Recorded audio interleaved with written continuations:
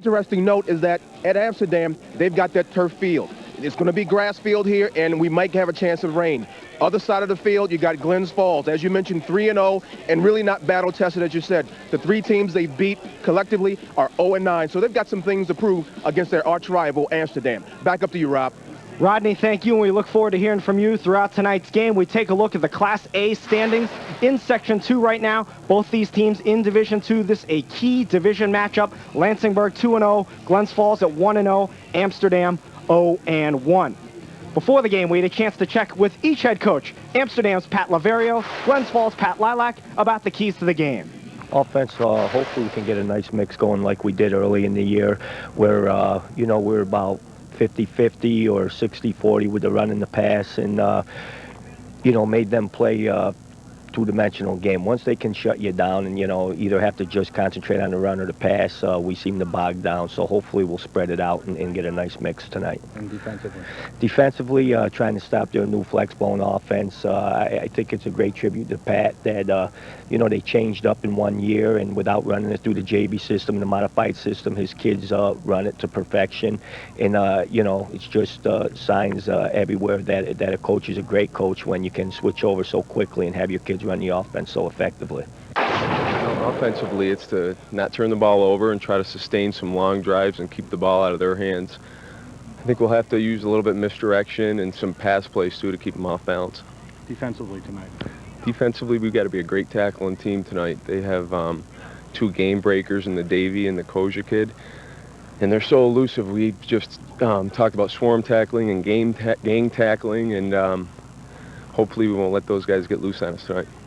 Amsterdam. You heard their keys. What are your keys to the game? Well, I think Pat Laverio talked about the balance on offense. I really think that they're going to get back to that. Evan Kreitzel's certainly done the job. I think we're going to see a lot of Brian Davies tonight. Glens Falls, Harrison Barton, and Dan Morrison, really the top two running backs. I think they're going to have to mix and pass, and really the key for them, offensive line's got to get the job done. The bright lights are on tonight. Saturday night, high school football here on Time Warner Sports. Amsterdam, a Time Warner staple, taking on Glens Falls, a team making their first appearance on Time Warner Sports. That's coming up right after this.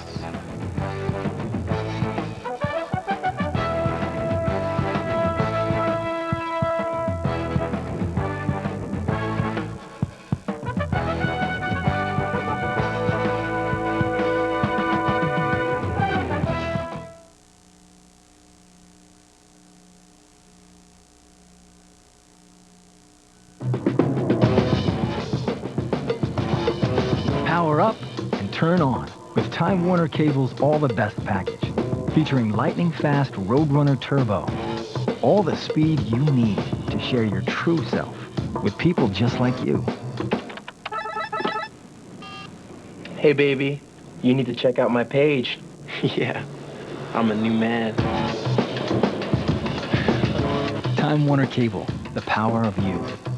At Terry Chrysler Jeep and Morris Ford Mercury, we offer you more than just selling you a car. We offer you full service. Come on, let's take a tour. $1 million parts inventory at both stores. 2 state-of-the-art service departments for your vehicle maintenance. Factory-trained technicians. From a bent frame to an oil change, we can do it all. Onto our body shop, free computerized estimates, ASE-certified technicians, and DuPont-certified paints. From fender benders to major repairs, we'll get your vehicle back to original condition. Stop by and check us out. We're here for you before and after the sale. I'm a banker. Yeah, I know I don't look like it, but banking's what I love. Why? Because at Capital Communications Federal Credit Union, I get to hang out with some great people. Not your parents. I help young adults like you grow up and gain independence. Checking accounts, Visa cards, student loans, there's a lot to offer. Hey, chances are you're not too young for responsible banking. So why not bank where you're treated like an individual? Not someone's kid. Capcom gets it. And that's why I love being a banker. Capital Communications Federal Credit Union. Bank young, bank smart. Here at Advantage Suzuki, our building wasn't kooky enough, so we're building a new one. And out of the rubble comes kooky deals during our kooky construction event. Like a 2007 all-wheel drive Suzuki SX4, starting at just $14,900. Stop in and see the value. Backed by America's #1 warranty. All-wheel drive SX4, starting at just $14,900. Stop in and register to win a trip to Las Vegas. So go kooky for Suzuki at Advantage Suzuki, 760 Central Ave, Albany. Back at East Field in Glens Falls, New York, Amsterdam, and Glens Falls set to get after it. First half action is brought to you by the Spa Body Works Auto Body Repair Centers. Spa Body Works is one of the fastest growing collision repair centers in the area with 2 convenient locations in Boston Spa and Wilton. And the 2 teams just about set to go. Robert Lee, James Allen, Rodney Smith with you on a Saturday night here in the North Country. Glens Falls in the black jerseys will receive to start the game. Amsterdam will kick it away.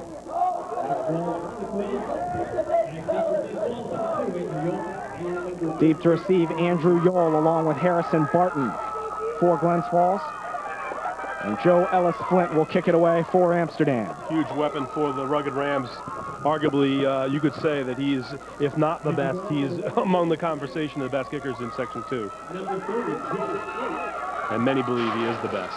Jack Wooding, our referee tonight, along with Walter Faust, Joe Waters, and Joe Pizzallo, the umpire.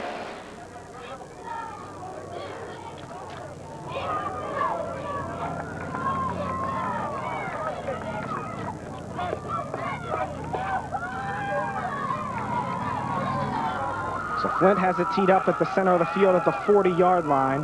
Back deep to receive at the 5 are Glens Falls, Yole, and Barton. Take a look at Barton there, number 15, one of their top weapons. We're about set to go. 12 minutes on the clock. Amsterdam in at 2-1. Glens Falls undefeated 3-0. Amsterdam in the white jerseys will kick it away left to right.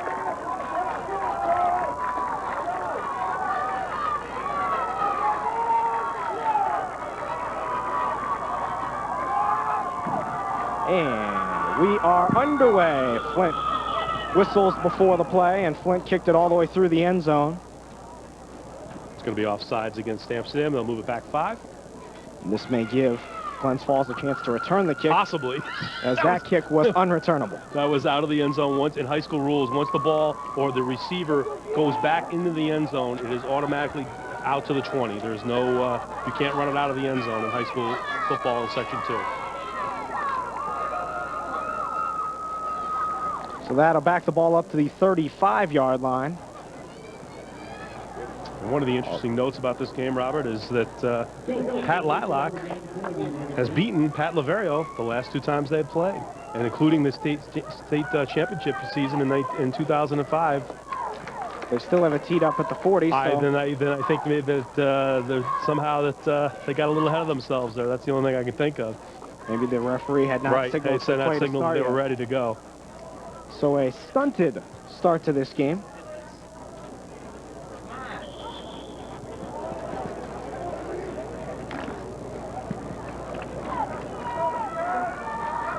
And they'll do it again.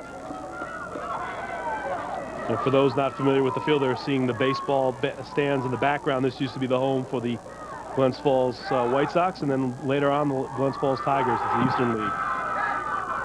And this ball is going to go through the end zone, crushed by Flint. It'll be 1st and 10 from the 20. Huge advantage for the Rugged Rams as they make their opponents start often at the 20-yard line to start the game. We see the offensive unit for the Glens Falls Indians. Kyle Kelly at quarterback. We talked about Harrison Barton and Dan Morrison. Those are the 2 guys we're going to be definitely paying attention to. Offensive line led by Shipley and Woodall, one of the top wide receivers, along with Yole. So quarterback Kyle Kelly will lead the offense. A junior, 6 foot, 180 pounds, wears the number 3. Glens Falls in the black jerseys. And James, what kind of offense can we expect from the Indians? Well, it's really going to be predicated a lot on their running game with the 2 guys we talked about, but they're going to have to mix in some pass, as Pat Lilac said. They pitch it right for Barton, trying to turn it out to the right side, and wrapped up and stopped at the 20-yard line. Defense, real key there. Number 58, 3-year starter Aaron Dodge. Ian Decker, another veteran. Tom Regal, back from injury. Meniscus. Vinny Nicosia, obviously a staple in our broadcast the last few years with his 2-way outstanding play. And Brian Davey, one of the top defensive backs, also in this unit for the Rugged Rams. Lined up wide to the left is Yole. He is just off the screen to the bottom right. They'll run the option left. Kelly trying to turn the corner, trying to outrun a lineman and drag down at the 25-yard line. Bob Stearns from behind. Nice job there for Amsterdam. setting up a 3rd and long, exactly what the Indians did not want to start with. As you see, Kelly try to get around the corner, wasn't able to do so, and was taken down before he could turn the corner. Just over a minute into the game, Amsterdam and Glens Falls battling. Glens Falls looking to stay undefeated on the season. On 3rd and 5. Kelly, quick pass far side, caught, first down, being ripped at and almost ripped out, but it is enough for a first down gain, 6-yard pickup on the play. Well, it was very close to being intercepted initially, then it was ripped out of the receiver's hands once he made the reception, and that was Woodle. As we see Kelly come over and get some instructions from the coaching staff, Pat Lilac gives him the play, goes back in. As James and Rodney talked about before the game, none of Glens Falls' 3 opponents have won a game yet this year. Now, granted, 3 of those losses were to Glens Falls. They beat Mohonasen 26-7, knocked off Scotia Glenville 44-18, and then last week took down South Glens Falls 32-19. So 102-44, they have outscored their opponents so far this year, averaging better than 33 points a game. Right at 34, actually, as Kelly pitches it left, trying to break it to the outside, but swarmed under and stopped. Akeem Joseph on the carry. Well, it was a nice job there stringing that out. Amsterdam, good penetration, and actually one of the opponents for Glens Falls that they did beat that was 0-3 actually won last night. That was South Glens Falls, but as we see there, the running play had absolutely nowhere to go, and there was 5 Rugged Rams. And you know, Pat Lilac talked about swarm tackling for his team, but the Rugged Rams are one of the best units at doing that, and they've done it for years. They'll run the option right. Kelly keeps it himself, trying to break to the outside and drag down from behind at the 35-yard line.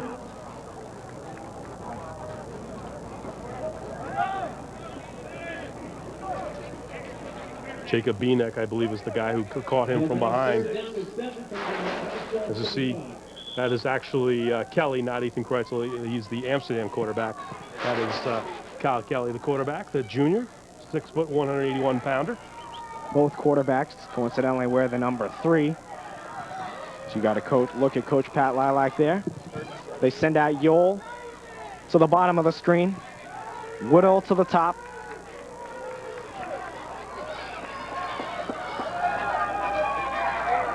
On 3rd down, man in motion. Kelly rolls out left, feels the pressure, throws, caught by Barton. But he will be wrapped up short of a first down.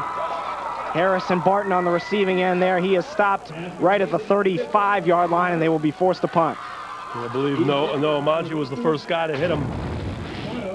They see their design roll out to that side, Barton, and he's not able to shake free. And then you see that there was plenty of help there with Brian Davey coming into view, and a first down pickup.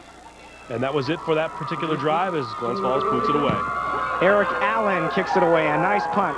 Sidewinding kick taken by Nicosia at the 35. Nicosia to the 45, bounces outside into Glens Falls territory, cuts back to the 35-30. Breaking tackles flag down inside the 25 to the 20-yard line. I think part of that run is going to get called back on a penalty downfield, but an excellent return by the senior, Vinny Nicosia. That will negate some of that yardage, but an excellent return that will still be in Glens Falls territory even after the penalty. Looks like a block in the back. And to the point, it'll be measured off from where the infraction occurred, and that is around the 30-yard line. So they'll still get the ball inside Glens Falls territory. So a good return and great drive start for Amsterdam on their first possession. On the run, on White, down. So put the ball at the 41-yard line. It'll be 1st and 10 for the Rugged Rams and quarterback Ethan Kreisel.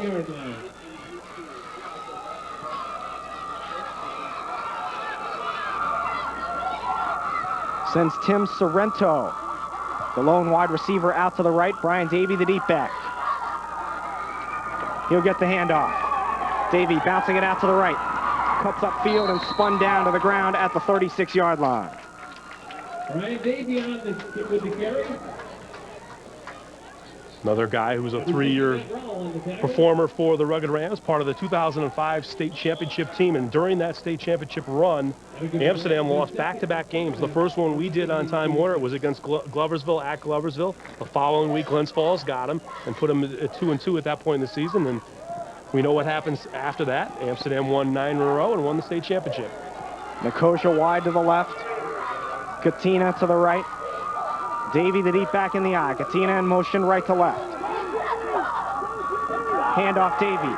Big hole left side. Davey breaks into the open 25 to the 20-foot race to the end zone. 10, 5, and ripped out of bounds inside the 5-yard line at the 2. Great lead block out in front, and then a nice downfield block, as you'll see, by number 8, Vinny Nicosia. As you see Brian Davey, and he gets to the outside, and you see Nicosia, he seals his man, and that gets Davey about 15 extra yards, taken out of bounds inside the 5 by number 5. Or no, at the 5, excuse me.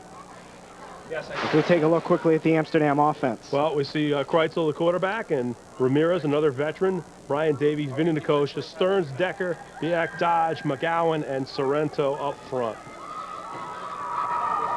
From the 5. Almost got the handoff as Davey falls on it for a loss of about 6.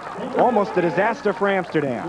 Yes, it was, and you know you hate to see that when you get down inside the red zone. And a very poor communication as we see the defense for Glens Falls. Morrison, a defensive end. It's a rare combination, running back, defensive end. Eric Allen, one of the linebackers. Morgan, Harrison Barton leading that secondary. They go with 5 defensive backs. 6:20 left to go from the 12-yard line. Second down goal. Handoff Davey. Up the middle and nothing doing. He gets to about the 10. Gain of 2 on the play. Joe Bethel among the stoppers there. Jared Bethel also.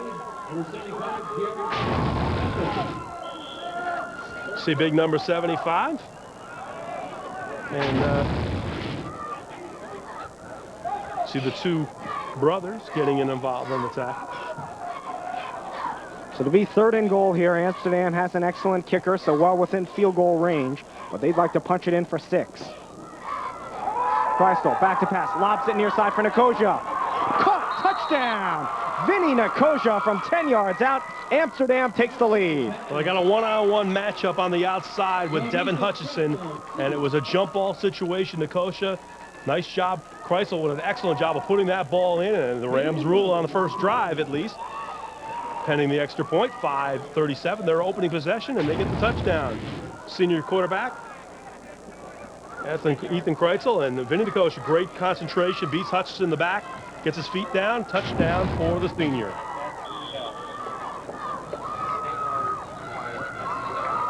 So on for the extra point, Flint.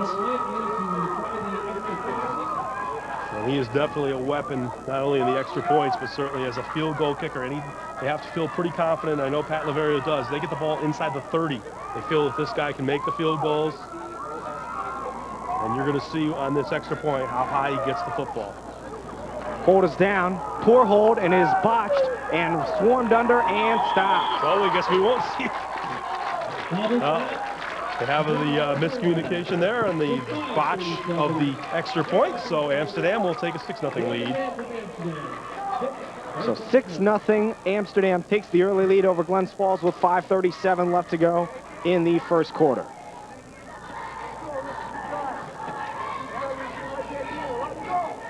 Amsterdam, as always, bringing a big crowd of supporters. Up here, just off exit 19 of the Northway, the Balloon Festival was going on here in Glens Falls also today, and a vicious traffic jam from the Northway here to East Field. Yes, well, I understand that you were up earlier in the day in the hot air balloon, and I know that, you know, it's a little known fact about Robert Lee that he does do that, so he was here early today.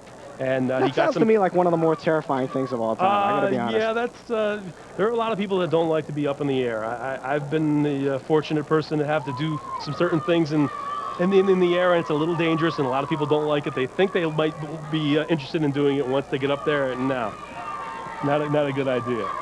Flint will tee it up at the 40-yard line. Both Barton And Yole hoping to get a chance to return here from their own 5-yard line. Sketchy at best if they will get an opportunity.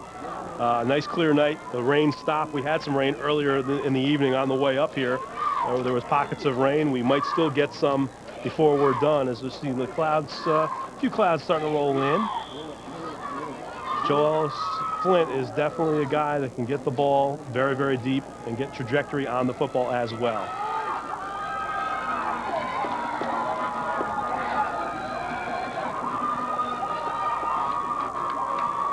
Amsterdam in the white will kick it away with a 6-0 lead. Flint low spiraling kick that will bounce over Barton's head and into the end zone. So an unfortunate break there for Glens Falls. That's not Ellis Flint's best effort, but it took a good bounce for him. Well, they're trying to get it directional, and they were unable to get it as high, but it worked out perfectly for the Rams, and Indians once again start at their 20.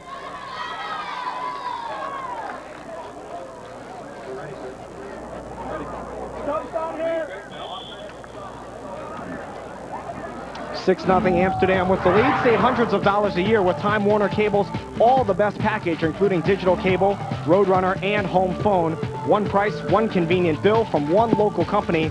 Call today, 1-866-321-CABLE. First down and 10 for Glens Falls. Moving it right to left, long field to work with from their own 20-yard line. In motion, Barton. Handoff, first man through. First man through goes nowhere.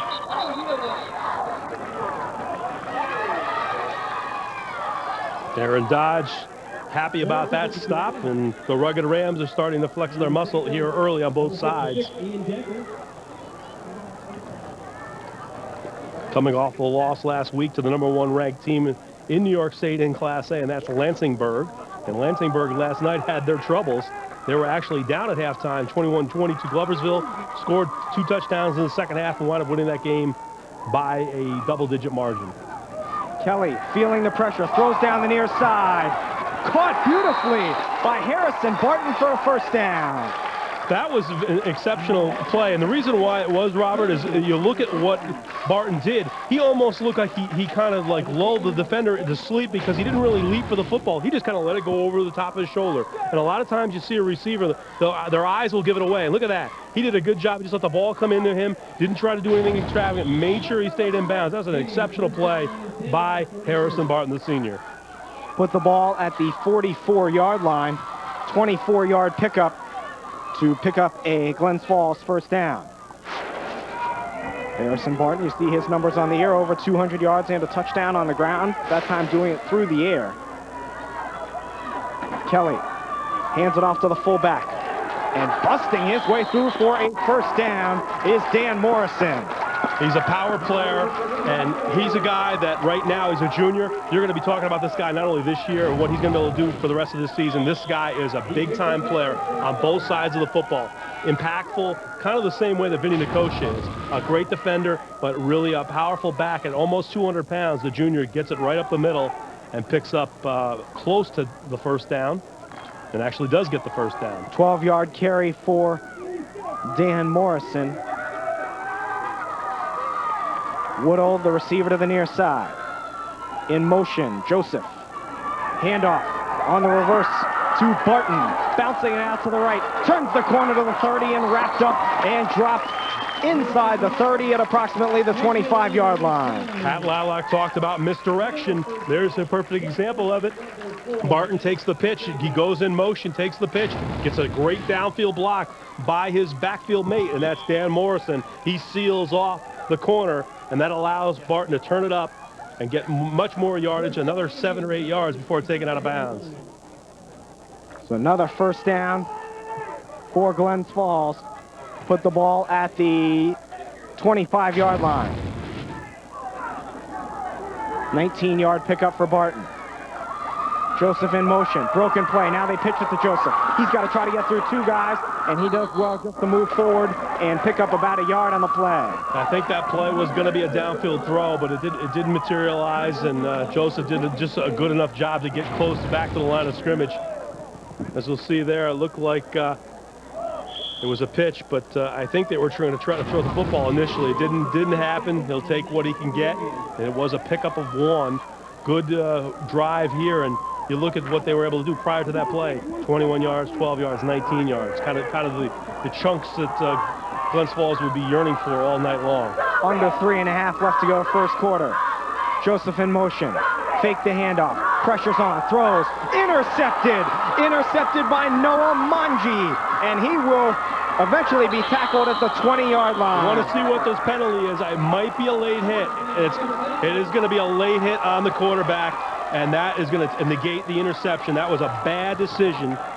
He had to deliver the football well after it. I believe we're going to get a good look at it right here. Tom Regal coming back from injury, a little bit anxious to want to get a good hit on the quarterback, but it was way too late. And a poor throw by Kelly, but he's bailed out, and they will keep possession of the football with the roughing the passer penalty. So a huge penalty against Amsterdam. Takes away possession and will be... Well, it depends on where we're going to say, but it should be an automatic first down. It should be an automatic first down, roughing the passer penalty with the yardage. So move the ball all the way into the red zone now, inside the 20. We'll get the explanation here. That's a 15-yard penalty. We had roughing the passer on the defense. Down. Put the ball at the 12-yard line, where it'll be 1st and 10 for the Indians. Those are the kind of breaks that really, if you look back on later in the game, that could really spell a big difference in this game. Kelly sends Barton in motion, runs the option right, and this time taken down by Regal inside the 10 at the 7. Good job of making up for his mistake. He knows he made a mistake. Coming back, he hasn't played through 3 games this year, but Tom Regal looking to get back on the beam, so to speak, as the junior linebacker makes a nice stop there on the option, but not before Kelly picks up 5 yards. Inside the 10 now, Glens Falls knocking on the door, 2nd down and 5. From the 7.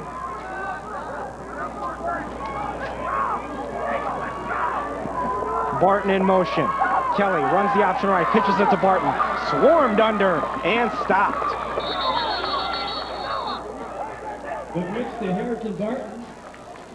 And you see how many gentlemen there for Amsterdam. There's about 9 guys. They're going to let you know that they are going to be coming. They're going to be relentless all night long. They go the toss sweep on the option, short side of the field. Really not much room to operate, as you see. Amsterdam defenders well outnumbered the Glens Falls blockers. 3rd and 5. Key play in this drive. Glens Falls looking to answer back.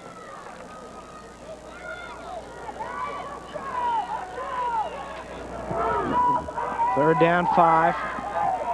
As James said, a big play here. Joseph lined up in the slot to the left, and Kelly will call a timeout.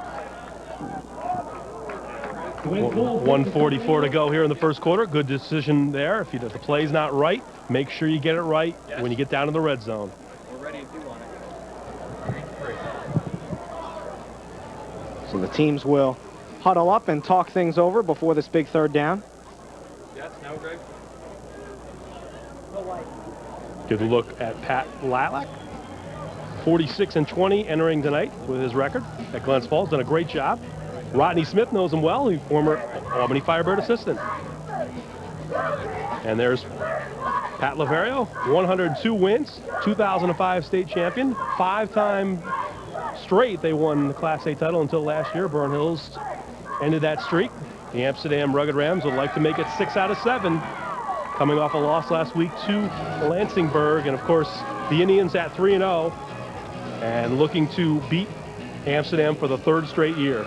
Now, let's go down to Rodney Smith. Hey guys, thanks. Down here on the field level, Amsterdam on defense, they are flying after the ball.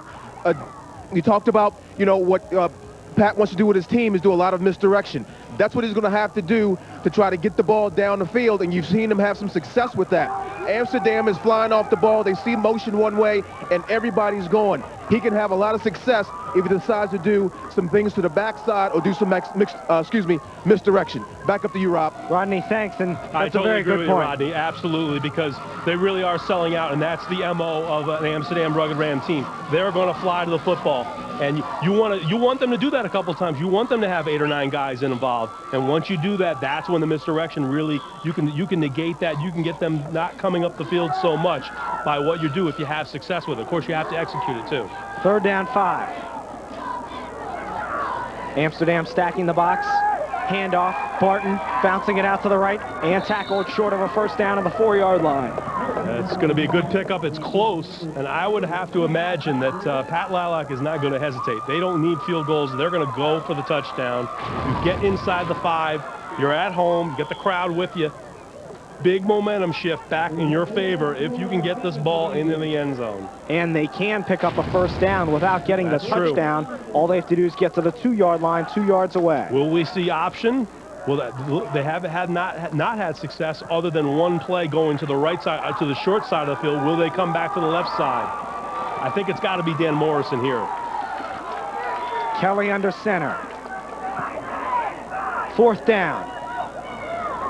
Throws near side. Intercepted by Amsterdam. Intercepted by Brian Davey, heading back the other way. A beautiful play, a face mask at the end. He is taken down to the 33-yard line. Well, you want your playmakers to make huge plays. Brian Davey comes up with the goods. On a 4th and short, they decide, Pat Lalak and the staff decide to go for the slant pattern across the middle, and we see Kelly's pass, and just a better break on the football by Brian Davey, the senior, and he gets off to the races. And if not for a good play downfield by Barton, of course, who also got face mask, and that's going to be a 15-yarder for a personal foul instead of 5-yard. He got an absolute good tug there.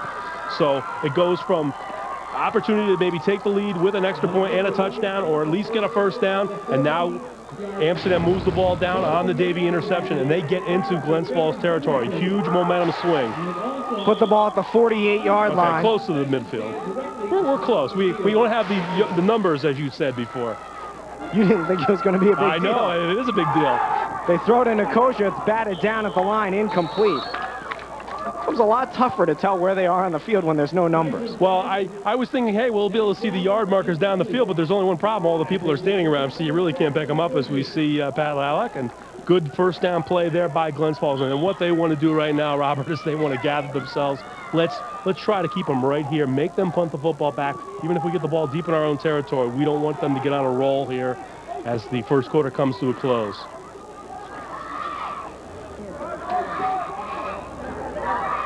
They send Katina out to the left, Nicosia to the bottom of the screen. Standard I formation for the Rugged Rams.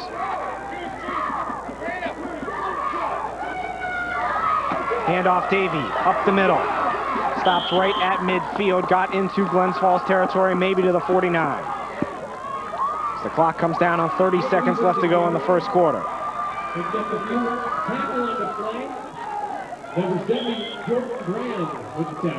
And it'll set up a 3rd down on what could be the last play of the first quarter. Jordan Brand on the stop there, 74 Glens Falls, one of the interior linemen.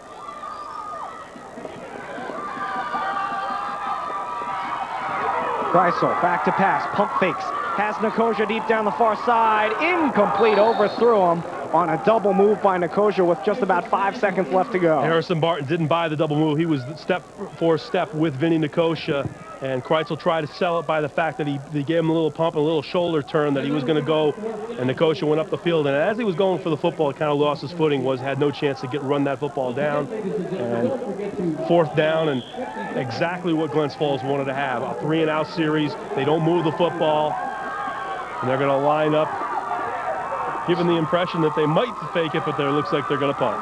4th down and 8 from about midfield. Snap is back to Nicosia. He kicks it away.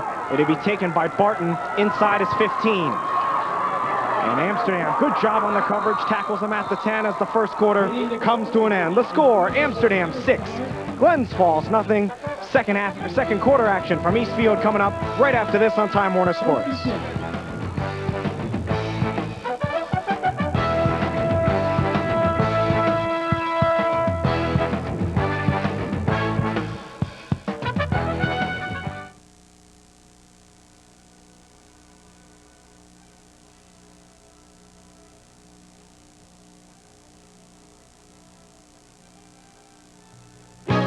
The 2007 Honda Clearance. I'm Mr. Opportunity. I'm back.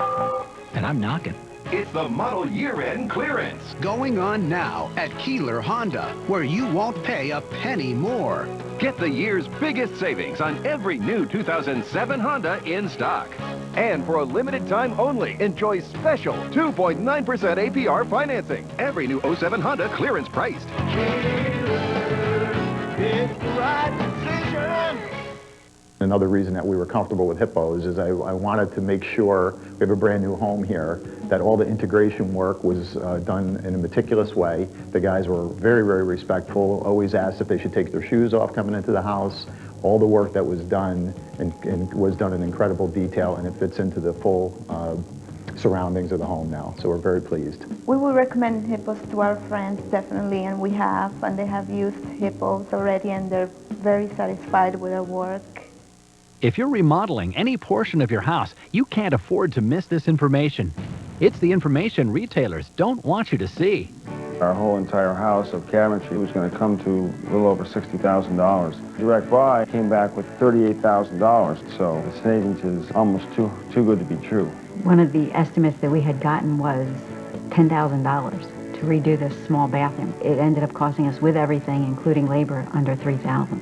Just on our kitchen alone, we saved almost $10,000. It adds up to about a $30,000 to $40,000 savings overall. Call the number on your screen now to receive your free insider's guide to buying direct.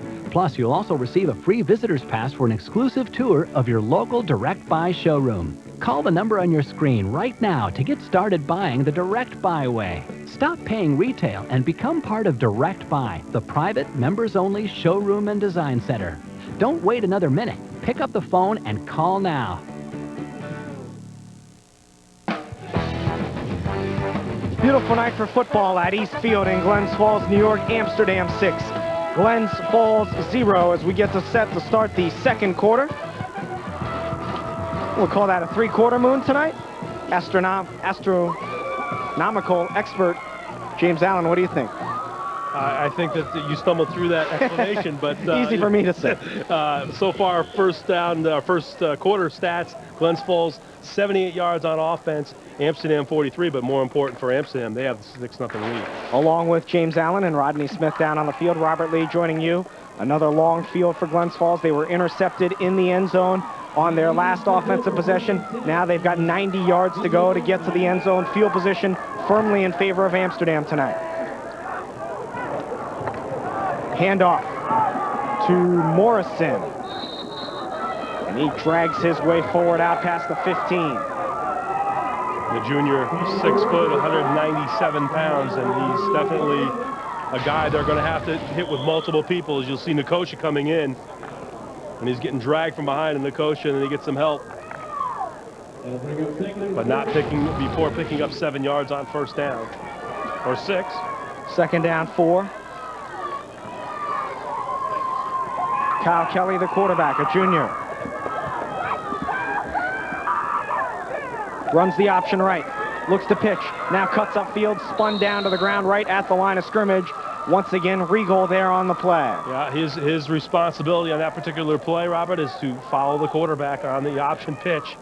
And really nowhere to go. There was some good penetration at the line at the point of attack, and really that allowed Regal to, he wasn't going to have any cutback lanes, and did a good job of spinning him down for no gain.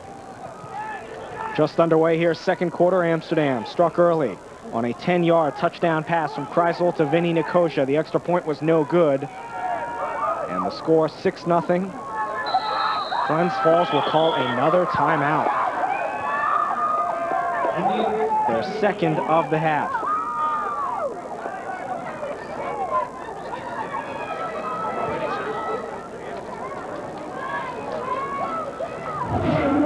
Share highlights of tonight's game with your friends and family with Time Warner Sports Pod, proudly sponsored by Capital Communications, Federal Credit Union.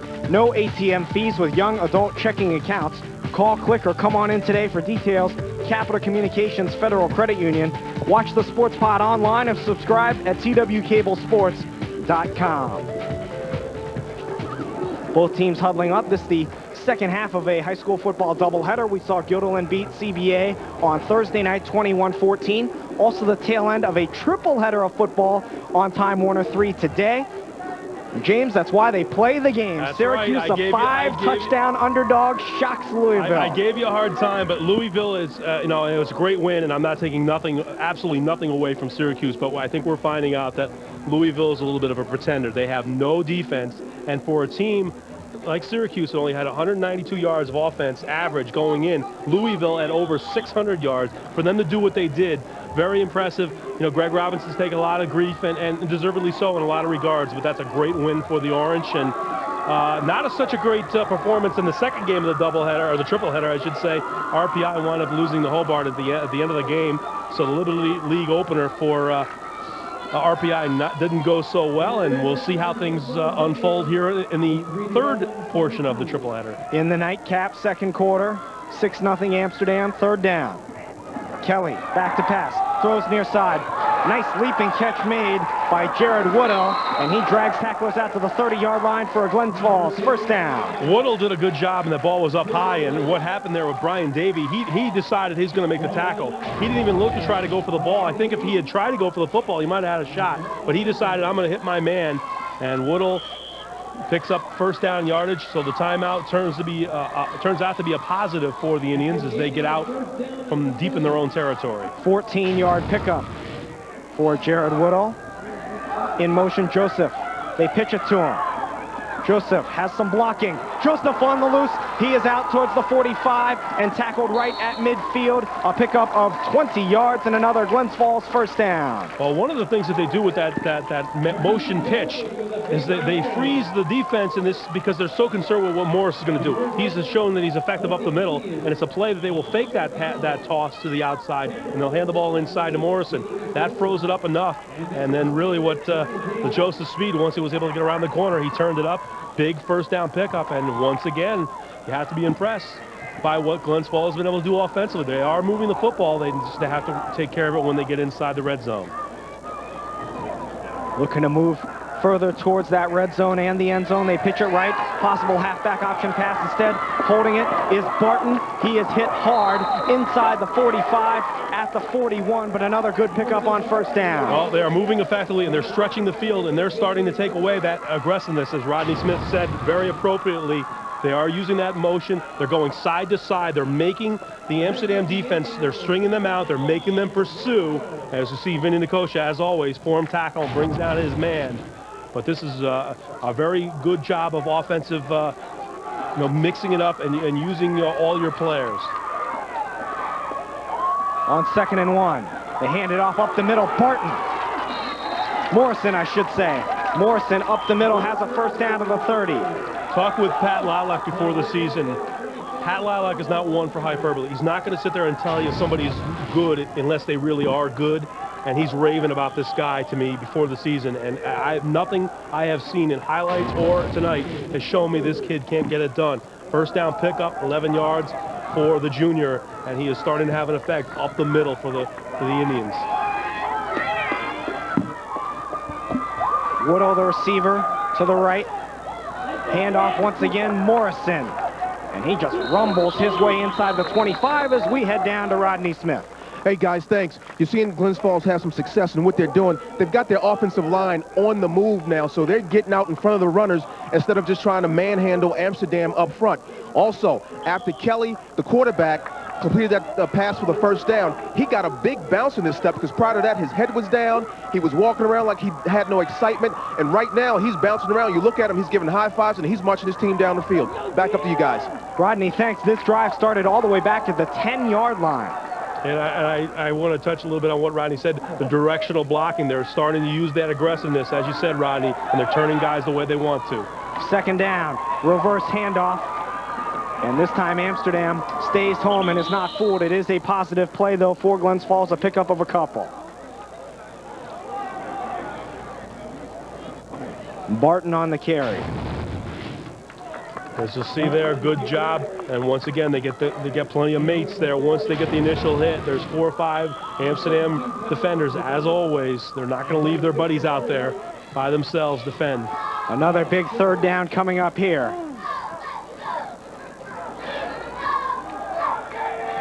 Kelly hands it off up the middle. Morrison has a first down inside the 10. He fumbled the ball. He fumbled the ball inside the 10. I think they're going to rule that down. At least he was saying that it was already down. And they are going to say he was down. It is enough for a first down. I think what happened is, we'll get a look on the replay. It looks like he went to outstretch the ball as he was going down. Right there, he slammed the ball on the ground, and that's a good call by the officials.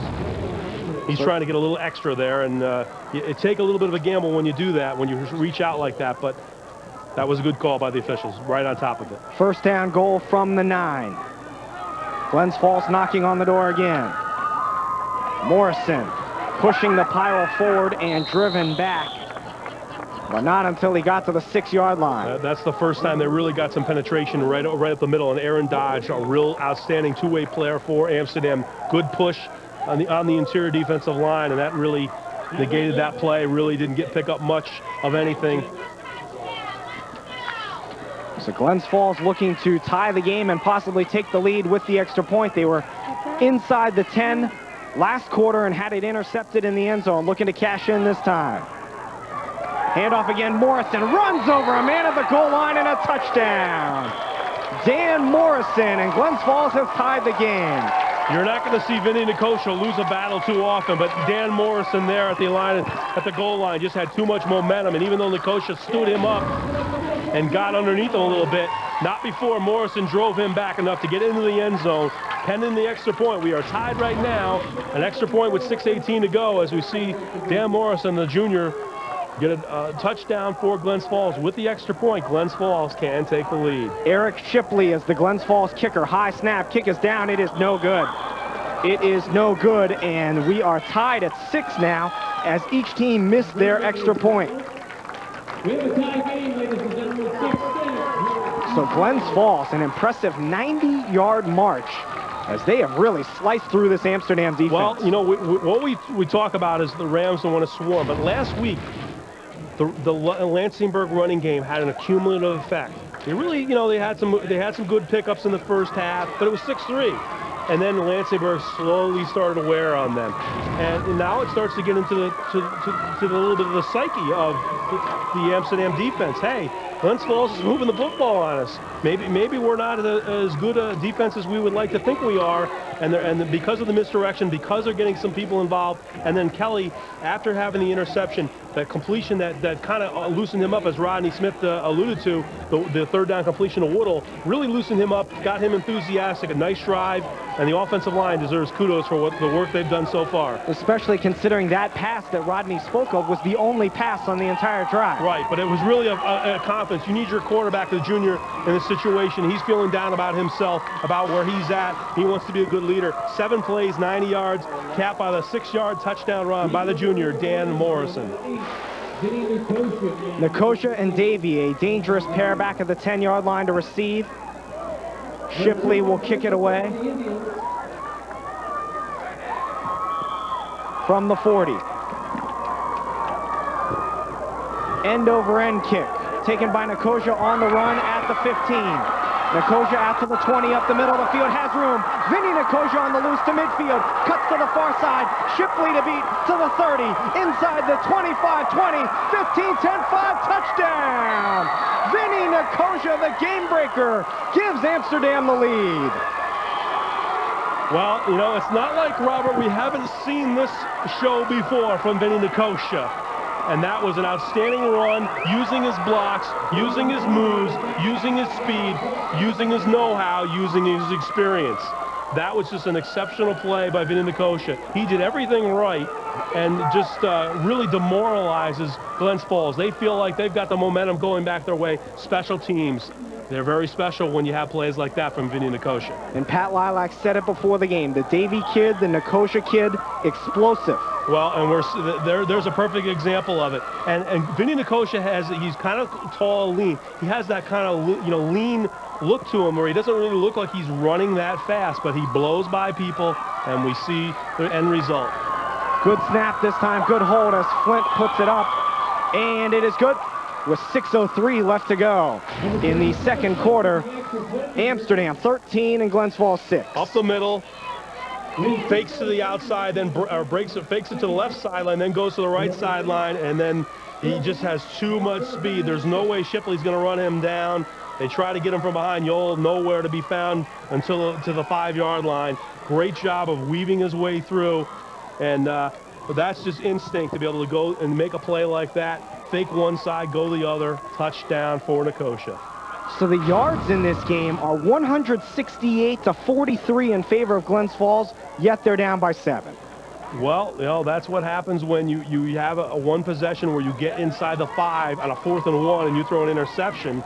The yardage is very, very impressive, but the score is all that really matters as Vinny Nicosia looks for that oxygen as he takes his helmet off and sucks a little in because that was a long run. It's almost a little warm tonight, too. Almost 15 minutes Glens Falls has had the ball. Amsterdam, 3 minutes.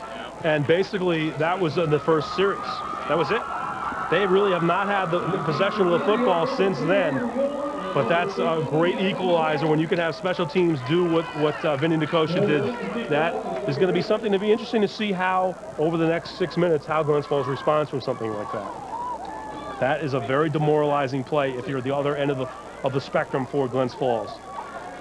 So 13-6 now in favor of Amsterdam. Nicosia, both touchdowns. He has caught one. He just took it back 85 yards on a kickoff.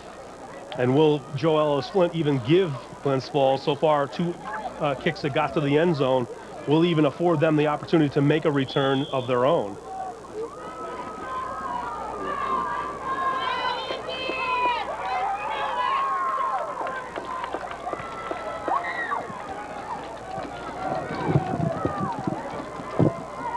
Flint ready to kick it away from the 40-yard line. Yole and Barton back deep to receive inside their 5. And this ball is crushed just into the end zone. Barton is unable to take it out. For those joining us, high school rules, you cannot go into the end zone as a receiver on a kickoff. It's automatically brought out to the 20. That's the 3rd time of 3 kicks tonight for the senior Flint. And he's put the ball in the back of the end zone and started out Glens Falls at their own 20. So once again, a long field for Glens Falls. Hasn't proven to be a problem. Hasn't proven to be a problem. They have marched down the field every time they've had the ball except one. And this is something that we're talking about, and we don't want to overemphasize what just happened with Vinny Nicosia, but it's going to be interesting to see over this next 6 minutes what Glens Falls can do, because they've been able to move the ball, but they only have 6 points. Now, do they drive down again and not score? That can really, really have a damage your psyche going into the second half. Handoff Morrison into the secondary again. And Morrison plowing his way forward. There is a flag down. He is out to the 36-yard line. Well, I was at a game last night, Robert, and I was at Broad Alban Perth, and we had a situation where Broad Alban Perth was up 14-0, and they went for a fake field goal. Hudson Falls returned an interception, 81 yards for a score. And you were kind of wondering to see what was going to happen from Broad Alban Perth, and they went right down the field and reestablished control. And this is not a good start. Face mask on the defense. First down. For Amsterdam, following a good run by Morrison, and part of that run was aided by a face mask. It's only a 5-yard add-on. It was not a personal foul. But Morrison getting Glens Falls near midfield again. Out to the 41-yard line. Handoff Morrison again, spinning his way forward and driven down at the 45. And what this does, not only is Morrison picking up yards, but now they're establishing the middle of the field once again, and this now opens up some outside possibilities, some misdirection, because Amsterdam has to account for the inside running of Dan Morrison, the inside line play, and that swarm tackling. And now you can go to the option, now you can go to the passing game, and you can try to do those toss sweeps with motion men. It really opens up the game for Glens Falls. Pitch it right for Barton. And tackled with a little assistance from his own man. Close to midfield at the 48-yard line. Noel Manji was the guy for Amsterdam that came down as we get a good look at Harrison Barton, the senior.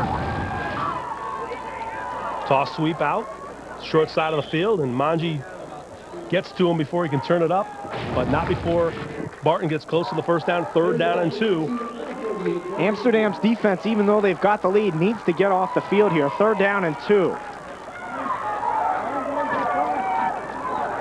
As Morrison does not look like he got it. He is stopped short of midfield. Really good job penetration, and that's absolutely a great play by Ian Decker. He's right there. He stands up Morrison. He gets help from Regal. You got to punt it here. I think that they are going to think about it, and we're getting an indication, at least with Pat Lilac instructing his quarterback, that we might see a running play. They are going to go for it here. Interesting call. Just short of midfield if they don't get it. With 4 minutes left to go in the first half. They want to have a better result of the play from the last time. The last time they went for it on 4th down, it was an interception, and then we're going to get a delay against the Indians. So that negates that decision right there. Now they will definitely punt. Delia game on the offense. 4th down. And that means Vinny Nicosia and Brian Davey will be back deep to receive. Pat Lilac not particularly happy. He felt there was a little bit more time and lets the officials know as Glens Falls boots the ball away. Eric Allen, low kick taken by Davey on the run inside the 30 and tackled out past the 40 at the 43-yard line. So good field position again for Amsterdam. On the air and now online, Time Warner Sports is your connection to local sports. Connect with us at twcablesports.com for updated schedules, event pictures, polls, and news from area teams. twcablesports.com. You can also find us through capitalnews9.com/sports. 3:45 left to go, second quarter. Robert Lee, James Allen, Rodney Smith with you from Eastfield in Glens Falls, New York. Amsterdam running their 9th play of the game with 3:45 left to go in the second quarter. They pitch it out to the right, and not much doing there. No, it really wasn't. Dan McNamara was on the carry. The carrier for giving Brian Davey a little bit of a rest. And we see one of the Jordan Ramirez fall backwards and fall down. It was going back to the huddle. That's kind of a rare sight. And McNamara met with heavy resistance, not before picking up some yardage. If you joined us late, Amsterdam's first drive, they scored on a 10-yard touchdown pass to Vinny Nicosia. They have barely had the ball since, but they lead thanks to an 85-yard Vinny Nicosia kickoff return. And once again, nothing doing as Ben Masikis on the carry is stopped shy of the line of scrimmage. Well, Masikis has had some positive effects on the defensive side of the football. He gets an opportunity to carry the football in this particular series and goes nowhere. It actually loses a yard. It's going to be, looks like it's going to be 3rd down and 10, and straight handoff up the middle, and Eric Shipley meets him right away and gets some help as we talk about the gang tackling, and something that Pat Lilac talked about. Pat Lavario's seen his crew have to make many tackles on Glens Falls offense so far, because they've had the ball most of the game. Amsterdam 2-1, Glens Falls 3-0. Amsterdam sends a man in motion. Rolling out left, Kreisel throws. Caught by Nicosia again.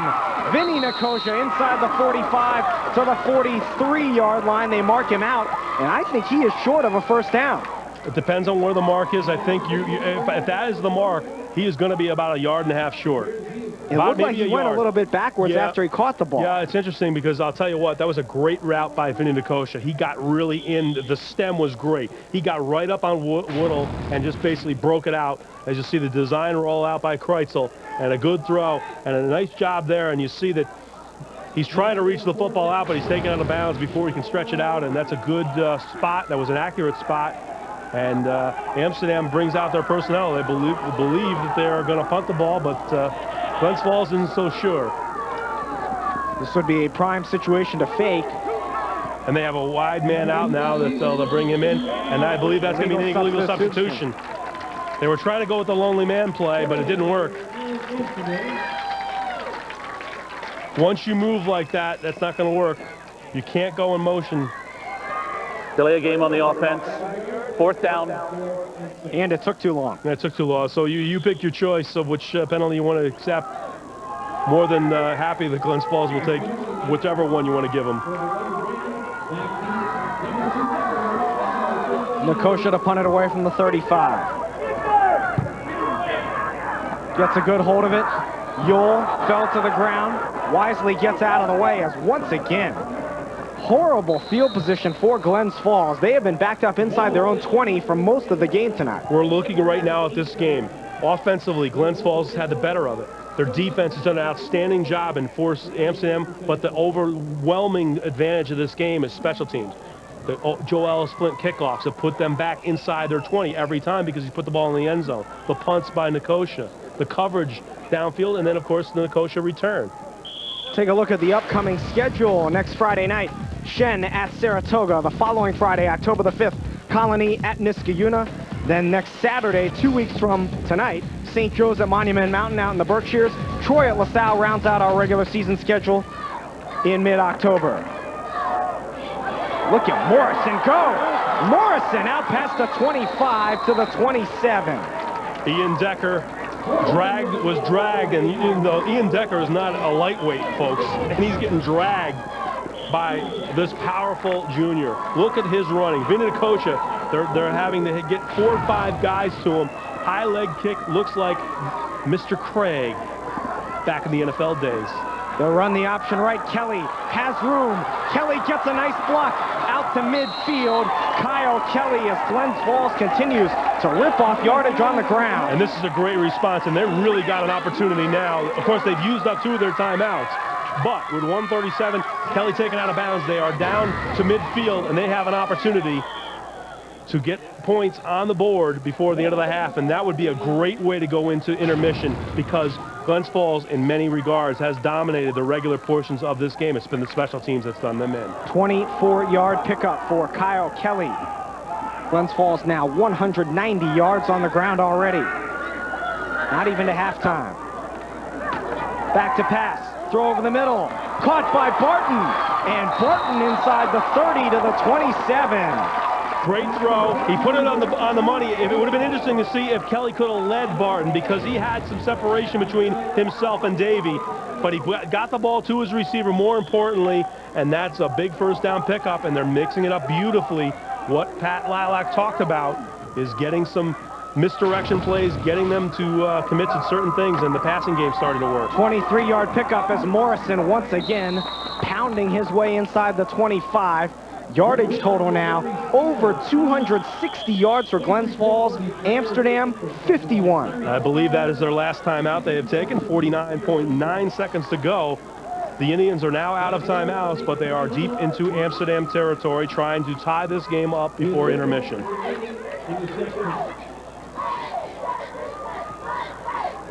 (13-6) Amsterdam with the lead. Under 50 seconds left to go. You can watch this game and all of our Time Warner Sports high school games again and again on Time Warner Sports on demand. It's your connection to the best in local sports. High schools, Siena College, Union College, RPI, and UAlbany Sports are at your demand only on channel 1003. For more information on Time Warner's digital cable service, call 866-321-CABLE. I saw a segment with Glens Falls playing at the Glens Falls Civic Center. I wonder who was doing that broadcast. That was an exciting atmosphere. Absolutely, great game, and you know, when you get to Glens Falls Civic Center with over 5,000 people and you have the hometown team playing, that adds a great element to the state tournament. It's always good when a Section 2 team can make a run the way the Indians did last year. Led by Jemmer Fredette, who is now honing his craft at Brigham Young University.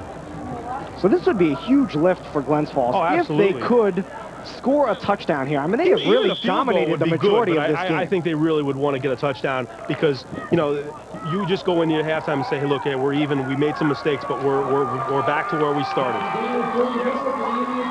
Kelly from under center. Pitches it left for Barton, a bad pitch. He makes a nice job to catch it. Now he is swarmed under and stopped. They've got no timeouts left. Got to get back up to the line of scrimmage. Still plenty of time. This clock would stop if they got a first down. By the time they actually get the snap, it's going to be under 30. Woodall was offsides. He didn't realize it. Now he lines up onsides. Pitch right, halfback pass. Barton, nowhere to go. Now he's going to be swarmed under and stopped, and that could be the end of the first half. A breakdown for Glens Falls offensively, and the lack of timeouts is going to come back to bite them. Yep, absolutely. Those 2 that they used up earlier is going to be the difference, and they're not even going to get a playoff. That's going to be it. That is a demoralizing way to end the first half.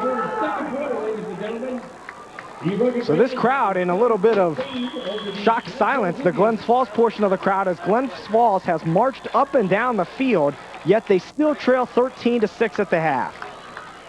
Halftime speeches are going to be very interesting from both coaches, and whoever comes out in the third quarter and establishes things is probably going to win this game.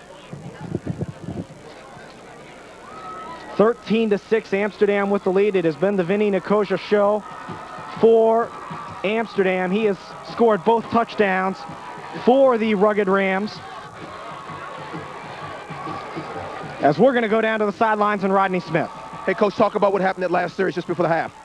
We were looking to hit a throwback pass on that last play, and there was miscommunication between the guy who was going to throw the ball and the guy who was going to throw it to. But, hey, the positive thing is we're moving the ball on these guys. We have to absolutely tackle them on special teams. That's the difference in the game right now. You got hit with that big special teams play. What are you going to tell your team coming out for the second half? I'm going to tell them to toughen up and play Glens Falls football and drive the ball down their throat. That's it. All right. Good luck, man. Thanks. Back up to you guys. Rodney, thanks, and our thanks to Coach Lilac as well. 13-6. Amsterdam leads Glens Falls. CDPHP halftime show coming up on the Time Warner Sports High School Football Game of the Week.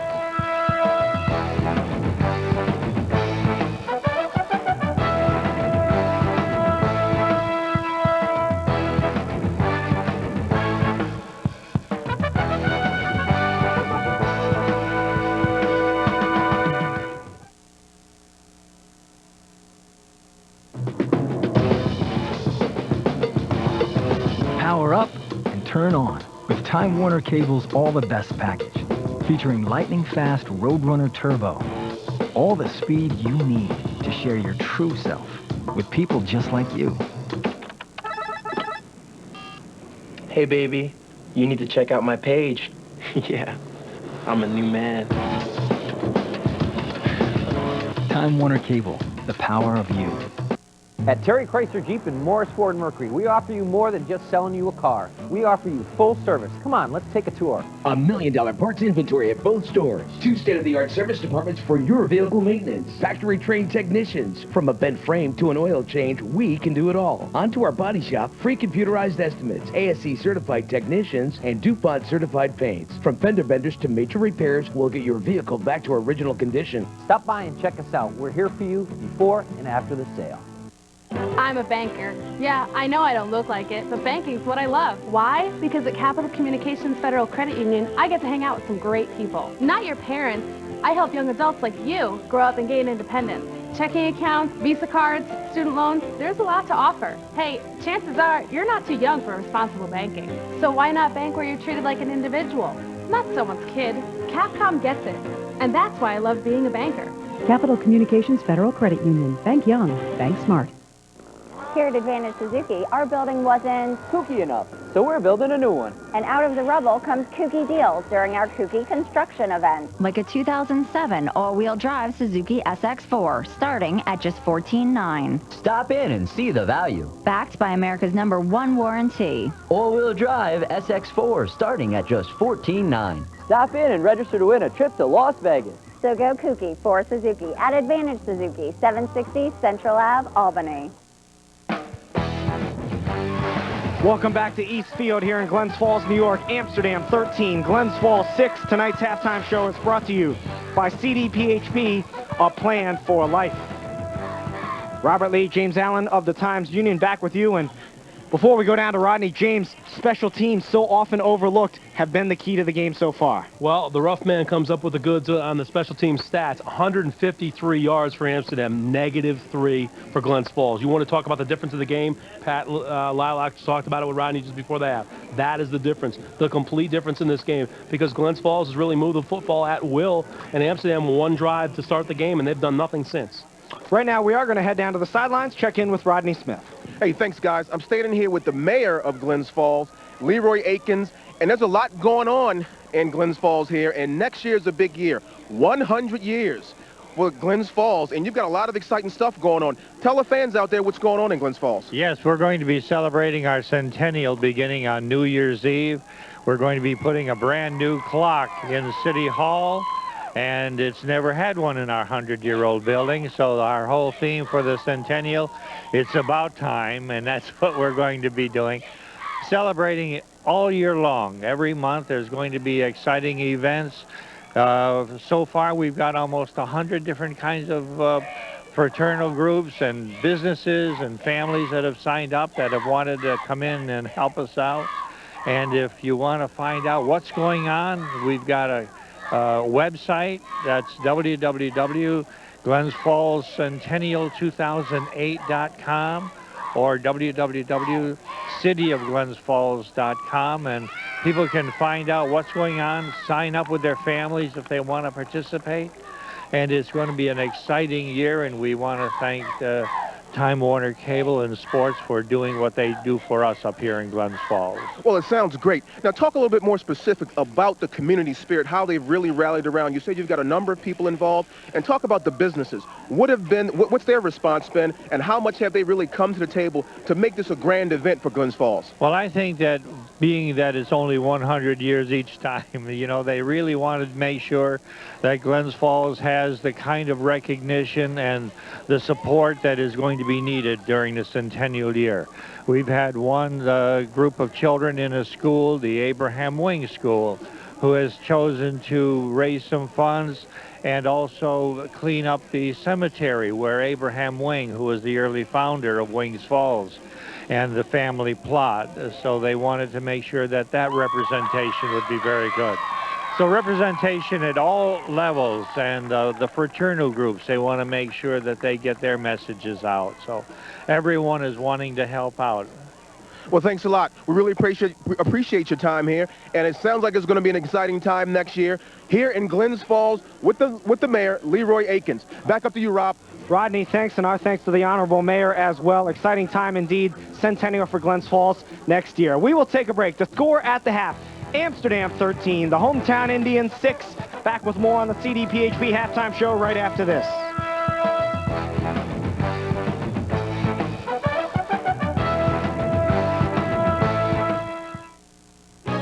The 2007 Honda Clearance. I'm Mr. Opportunity. I'm back, and I'm knocking. It's the model year-end clearance. Going on now at Keeler Honda, where you won't pay a penny more. Get the year's biggest savings on every new 2007 Honda in stock. And for a limited time only, enjoy special 2.9% APR financing. Every new 07 Honda clearance priced. It's the right decision. Another reason that we were comfortable with Hippos is I wanted to make sure we have a brand new home here, that all the integration work was done in a meticulous way. The guys were very, very respectful, always asked if they should take their shoes off coming into the house. All the work that was done and was done in incredible detail, and it fits into the full surroundings of the home now. So we're very pleased. We will recommend Hippos to our friends, definitely, and we have, and they have used Hippos already, and they're very satisfied with their work. If you're remodeling any portion of your house, you can't afford to miss this information. It's the information retailers don't want you to see. Our whole entire house of cabinetry was going to come to a little over $60,000. Direct Buy came back with $38,000, so the savings is almost too good to be true. One of the estimates that we had gotten was $10,000 to redo this small bathroom. It ended up costing us, with everything, including labor, under $3,000. Just on our kitchen alone, we saved almost $10,000. It adds up to about a $30,000 to $40,000 savings overall. Call the number on your screen now to receive your free insider's guide to buying direct. Plus, you'll also receive a free visitor's pass for an exclusive tour of your local Direct Buy showroom. Call the number on your screen right now to get started buying the Direct Buy way. Stop paying retail and become part of Direct Buy, the private, members-only showroom and design center. Don't wait another minute. Pick up the phone and call now. 13-6, Amsterdam leads Glens Falls in the Time Warner Sports High School Football Game of the Week. We welcome you back to the CDPHP halftime show. James Allen and Robert Lee with you on a Saturday night. And James, what does each team have to do to capture the victory here in the second half? Well, I think from Pat Lilack's perspective, he just said with Rodney before the start of the third quarter and the halftime, hey, we've got some success. We're moving the football. Let's maintain that. Let's not let what happened at the end of the second quarter affect what we've been doing. And then let's tackle on special teams, and that's really been their one bugaboo so far tonight. They've really outplayed Amsterdam in many regards, but Vinny Nicosh has been the difference on special teams, and of course Joe Ellis Flint with his kicks. You heard James, what he thinks about the game. Let's go down to field level. Rodney, what are you seeing down there? Well, what Glens Falls is going to have to do, their defense is playing spectacular tonight, and they've got to come out at the beginning of the second half and do the same thing. Get the ball for the offense and have the offense punch that ball in. He's got to keep that team going, keep them motivated because they're still in the game. They're still only down a touchdown. So they scored a touchdown, they're right back in the game.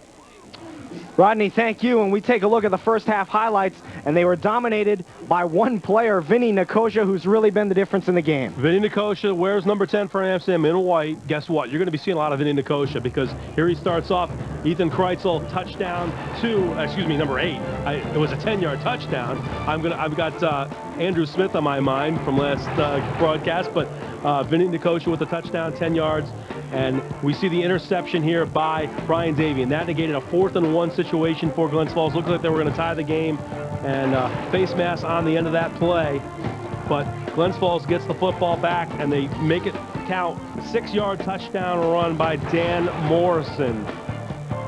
The extra point no good. We are tied. The ensuing kickoff.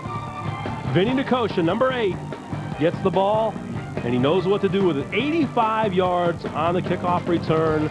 Puts Amsterdam back in the lead with the Ellis Flint kick, 13-6 in favor of Amsterdam. Here's a nice pass over the middle to Harris Barton deep in the second quarter. Picks up 24 yards, helps them get down inside the 20, but they weren't able to cash in, and that's how the half ended. Look at those stats. Glens Falls marching up and down the field, 254 yards to 51 for Amsterdam. They've really run the ball well, 13 first downs to 1, but the turnover in the end zone, the special teams, dominated by Amsterdam. That's been the difference. Morrison already over 100 yards, and Nicosh a receiving touchdown and a kickoff return touchdown. So it's been a very curious game. Amsterdam with the lead 13-6 as we head back down to the sidelines and Rodney Smith. Thanks, Rob. Well, it's Jam's fan of the nighttime right now, and standing with me and some young ladies down here is from Jam's 96.3. I've got Big Ray and JD. JD, take it. All right, first of all, Big Ray right over here. I'm JD. He's excited. Every time there's a football game, he gets excited like he's like Al Bundy or something like that. We've got the James fans of the game here from Glens Falls. We have Chelsea Capozzuti, Ariana Abrams, Sarah Mason, and Eileen LePan. They're all juniors from the class of '09. And they prepared a special treat, Rodney, so let's check this out right now. 1, 2, 3. Jam 96.3! And everything like that. I taught them all that at my school of dancing. Don't forget Dollar Bill Game coming right at you, coming soon. Get your dollars ready. Jam's 963 Morning Show. Oh yeah, we're giving away money. It's true. They're giving away money. Jam's 96.3. The best fans of the day here. Back up to you, Rob. Rodney, thanks, and our thanks to all the folks down there. Don't forget that the rights to this broadcast have been granted by Section 2's Athletic Council and tonight's participating schools. Any rebroadcast or republication of this program without the written consent of Time Warner Cable is strictly prohibited. This program is a production of Time Warner Sports.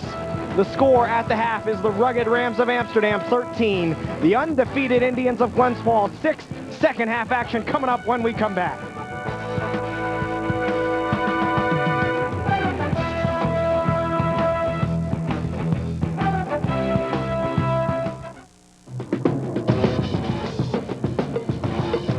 Power up and turn on with Time Warner Cable's All the Best package, featuring lightning-fast Roadrunner Turbo. All the speed you need to share your true self with people just like you.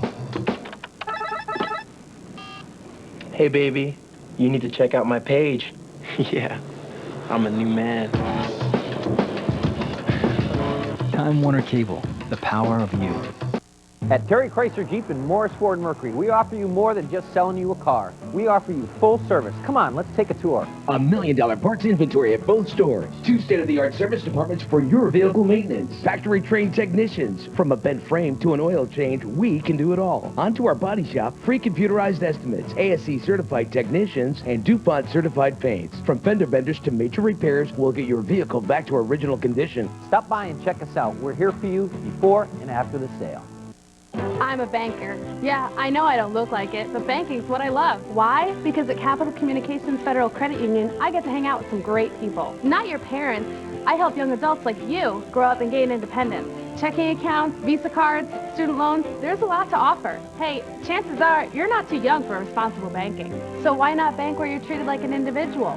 Not someone's kid. Capcom gets it. And that's why I love being a banker. Capital Communications Federal Credit Union. Bank young. Bank smart. Here at Advantage Suzuki, our building wasn't kooky enough, so we're building a new one. And out of the rubble comes kooky deals during our kooky construction event. Like a 2007 all-wheel drive Suzuki SX4, starting at just $14,900. Stop in and see the value. Backed by America's #1 warranty. All-wheel drive SX4, starting at just $14,900. Stop in and register to win a trip to Las Vegas. So go kooky for Suzuki at Advantage Suzuki, 760 Central Ave, Albany.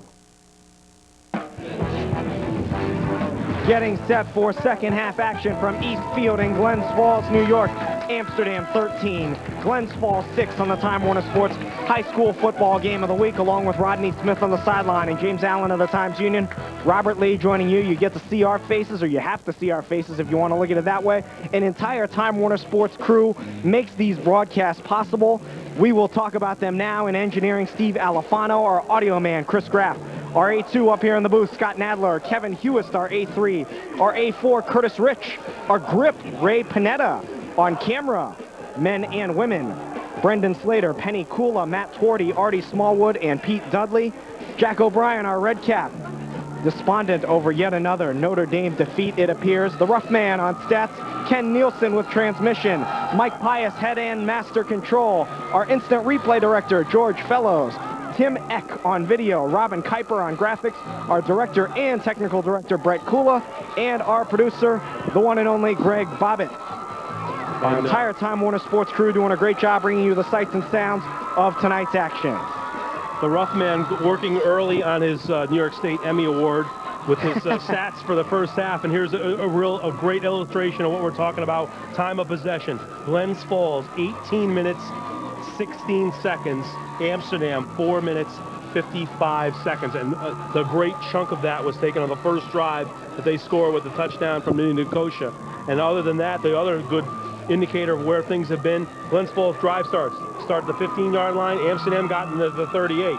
So because of the Joe Ellis Flint's kicks, they put them in the end zone. They put Glens Falls at the 20, and on one occasion they started at the 10. Great job so far by the special teams of Amsterdam. Right now, before the second half starts, we're going to send it down to the sidelines and Rodney.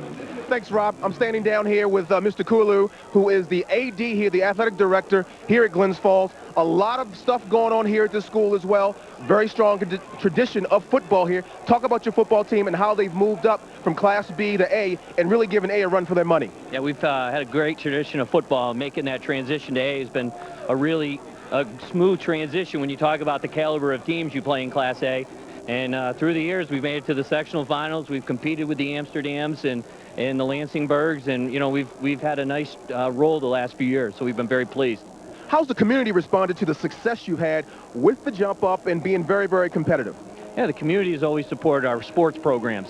Our football program has always been one of those sports that's always been one of those highlights. People come out, they support it. We have a new synthetic field turf that's going in at the high school that the taxpayers supported and helped us through, and I think the future of Glens Falls athletics and Glens Falls football is really in good hands. That sounds good. How's it been playing here at this field, and how do you think you'll just play into the new field? Oh, we love it here. I mean, this is a part of tradition here that teams have come through. We supported a couple guys that just got in the Semi-Pro Football Hall of Fame that started playing here back in the early 80s. It's Friday night football. You know, it's one of those things that the kids look forward to. But with this new facility that we have, it's going to be really it's going to be a special Saturday when Glens Falls plays. All right, now it's Saturday night football. What does your team need to do to get back into this game? You know, I think we're moving the football really well. You know, I told the kids coming through, you know, composure. We just keep our composure, make plays, tackle. I mean, they've got great team speed. They're well coached just like we are. You know, it's just going to come down to one of those plays like a special teams play, you know, making plays in the kicking game. And if we can make an interception or something, get a turnover, that'll jump starts. We're in good shape. I like where we are. Thanks a lot, Chip. Really appreciate it. Chip Corlew, AD, Glens Falls. Back up to you, Rob. Rodney, thanks. And spoken like a true coach down there. Composure, well, I like Shippa that. does have some coaching in his background, and you know, he really did touch on it. That you know, composure, Glens Falls. That's going to be what I'm really interested in the third quarter. How are they going to respond from having an offensive output in the first half where they dominated for over 200 yards, better than what Amsterdam produced, and yet still trail on the scoreboard? If you're Amsterdam, yes, you're happy you're in the lead, but at some point you're going to have to start moving the ball. Absolutely, and really they've done a good job. Now, Davey had a good run to start out, and that helped the first drive, and eventually Vinny DeCocia capped it with the 10-yard reception. But since that time, they've gotten great penetration up the middle. They've kept them from getting to the outside, and it's been a couple of 3-and-outs for Amsterdam, and offensively, they will start with the football as Glens Falls will kick off to start the third quarter. Look for a possible squib kick from Shipley here. The last thing I want to do is turn Nicosia loose in the open field again, or Davey for that matter. They're both back at the 10-yard line. Shipley to tee it up from the 40. Please count your 50-50 ticket, and the kickoff will read the number. 12 minutes on the clock. Amsterdam will receive the kick in the white jerseys. Glens Falls in the black will kick it away.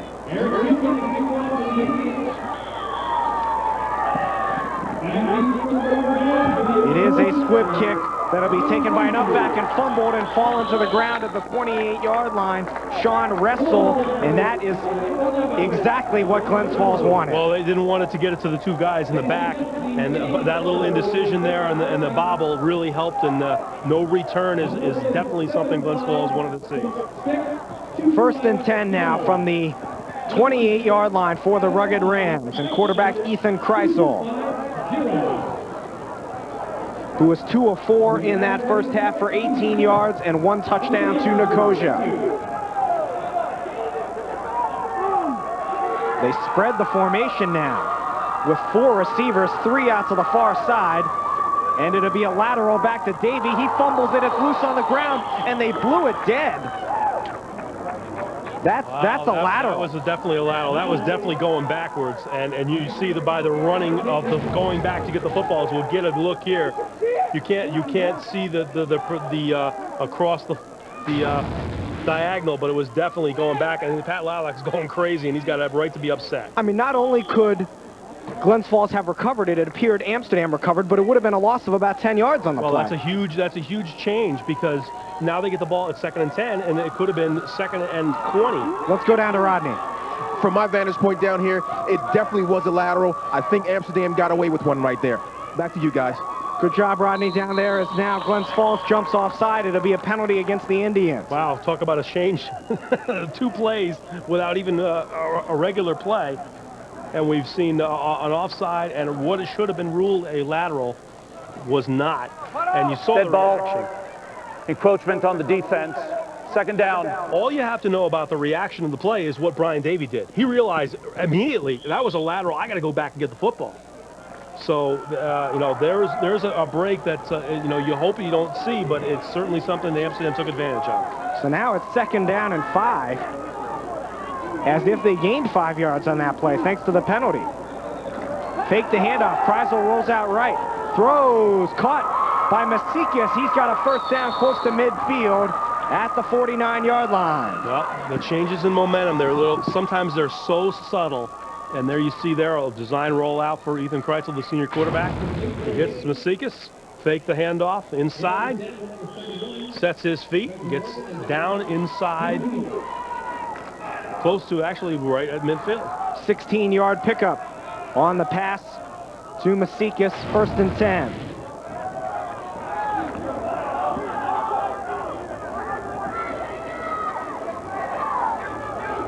Looks like they're changing the play at the line. Handoff Davey, running off right tackle, cuts inside, and driven down at the 46-yard line, a gain of 4. Well, we haven't really had a chance to address it, but earlier, you know, we had a couple of guys from the offensive line for Amsterdam that are not playing tonight, and Quignone is one of them. And we're seeing that the defensive line of Glens Falls has had their way. They've done a good job getting penetration. Even if those guys aren't making the tackles, Robert, they're getting the penetration, and they're holding the running game pretty much in check. 2nd down, 5. Spread formation again. Kreisel throws the quick pass to Nicosia. Has a first down inside the 40 to the 38. Good downfield block on that design play. Noah Manji gets the outside defender, and that allows Nicosia to cut it back up and get the first down for the Rugged Rams. Design play, and you see the inside. Manji gets the block on the outside. Good job there. Taking out Brandon Udermarks, and nice job by Amsterdam, and they get into Glens Falls territory, something they had not done since the first drive. First down and 10. Kreisel, as they open the offense up a bit here, lobs it deep down the middle of the field. Incomplete, almost intercepted by Andrew Yall. Good job breaking it up by Jordan Ramirez. Yes, it would have been actually Yall, I think, would have gotten it had one of his teammates not deflected it as it was coming to him. And you'll see here, Kreisel rolls out, he gets a little bit of pressure, and he kind of throws it out, and gets a little bit of a wobble on it. And you see 5 defenders there for Glens Falls. Here's Amsterdam, a perfect view. Really passing the ball a lot more frequently here on this first drive. Well, they're trying to get something going. They're trying to get to their outside guys, and obviously the main man that they'd love to get to the football to any time is Vinny Nicosia. Second down, 10. In motion, Katina. Handoff, Davey. Breaks a tackle. Davey cuts upfield inside the 30. Foot race to the 20, 10-5, touchdown. Brian Davey, although a very late flag comes in on either Vinny Nicosia or Harrison Barton, it will be a 38-yard touchdown run if the flag is not against Amsterdam. Well, and if it is, that's Amsterdam, a terrible penalty. And that would be number 2 on the night. That's negated an interception now, and maybe negate a touchdown. Just a bad penalty. 30 yards away from the play. Right, but you have to call it. It's right in front of the official. It's a dirty play in the sense that it was a late hit. It was obviously something you don't want to see. Now they're going to call it after the score. That's the interesting thing. Are they going to say that it was after the touchdown? If it's post-possession, then the touchdown counts. We're looking where they're going to mark this off, and it looks like they're marking it off on the extra point. Pat Lilac is not happy. He is not happy. After the touchdown, we had a dead ball foul, unsportsmanlike conduct, personal foul on White. So that's going to make the extra point go from the 3 to the 18-yard line.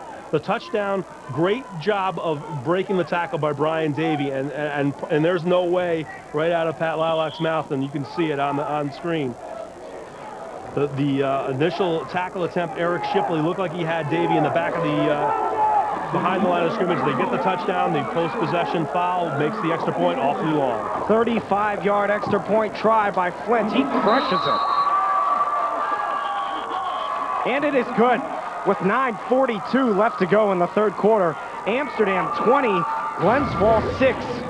Well, here's the play. Shipley's got him, and he spins out. Great spin move there by Davey. And he gets to the sideline, and there's nobody going to catch him from the outside. Jimmy Neal tries to get in there, not able to do so. And the hit was away from the play, and it was just a question of, there was no question there was a hit.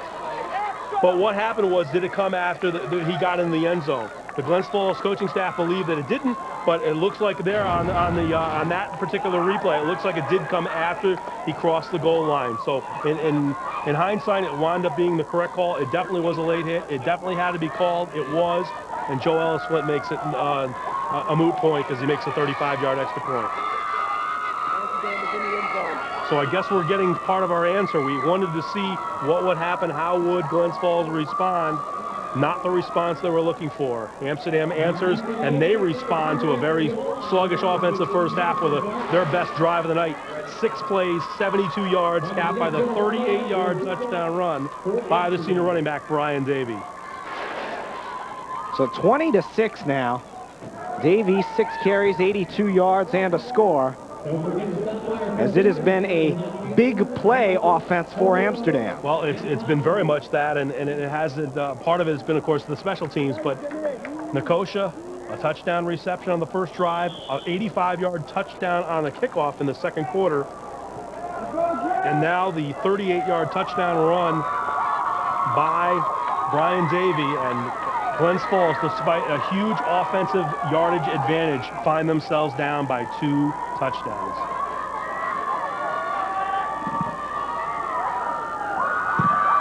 Kick is a low wobbler that will bounce to Barton at the 7. Barton bouncing off his own man, sidesteps a man. Barton still running past the 40 to the 43. The first opportunity they get on kickoff return, it looked a little awkward, but the end result is what all that matters. Harrison Barton, the senior, he ran into his own man. I believe it might have been Yoel. It was Yoel, and he bounces off, and you see Joel Ellis Flint try to get a good hit on him, but all it did was he bounced off, and Barton went another 7 yards down the field before he was taken out by about 3 or 4 tacklers there for Amsterdam. Most notably the guy Dave Pappas, who got the stop, and Glens Falls, good drive start. Good special teams play for Glens Falls now as they hand it up the middle to Morrison. He drags tacklers past the 45 to the 47. There's still obviously a great deal of time, Robert, but there's no doubt in my mind, from a psyche standpoint, from a mental standpoint, Glens Falls has got to get something done on this particular drive. The momentum is clearly shifted in favor of Amsterdam, despite all that yardage advantage. For those just joining us, a 200-yard offensive advantage in the first half for Glens Falls, and yet they trail 13-6. And now 20-6 with 9 minutes left to go in the third quarter. Kelly runs the option left. He'll pitch it out to Morrison, who breaks into the free. Morrison wrestled down by Nicosia inside the 30-yard line. There's a flag down late on the play, and that's going to negate some of that yardage.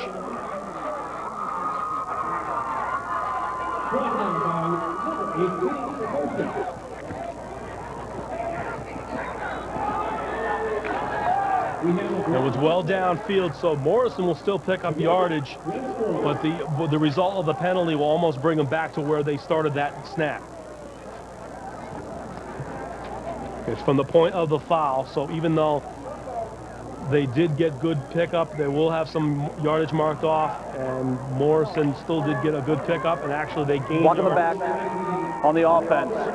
Second down. Even with the penalty, they did pick up a couple of yards because they did have to mark off 10 yards from the point of the foul. So Glens Falls does not have a first down, but they are close to midfield once again. It'll be second down and 6. Run the option right. They pitch it out dangerously. And wrestled down, horse collar down to the ground past midfield of the 47 was Dan Morrison. Yeah, a nice job. And they used that option play, and a couple of times, both times, Morrison was the pitch man, very, very close to the quarterback, as you'll see here. Look how close they are, very, very close. Doesn't give him many options for the running back, and Morrison that time wasn't able to turn the corner. Masikas made sure he didn't. Third down and a yard.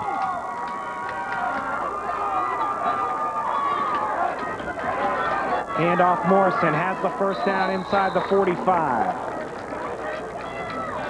Glens Falls really needs to keep this drive going. The penalty negated some big yardage. Morrison grabs his calf as he gets up, and he is looks either cramping or he's have somebody step on his calf. And they're telling him to go out, and he will.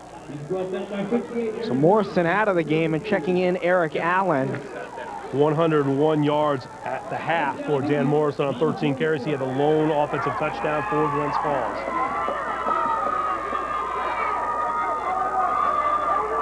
In motion and getting the pitch Joseph, but whistles before the play again.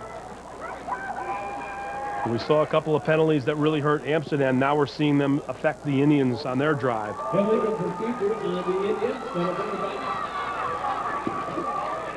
As you see Kelly come over to get some instructions from Pat Lilac. Dead ball. False start on the offense. First down. Let's go down to Rodney. Hey, thanks, guys. Down here on the field, it's very, very quiet on the sidelines. You know, what's going on right now in the heads of Glens Falls? They're wondering, what do we need to do?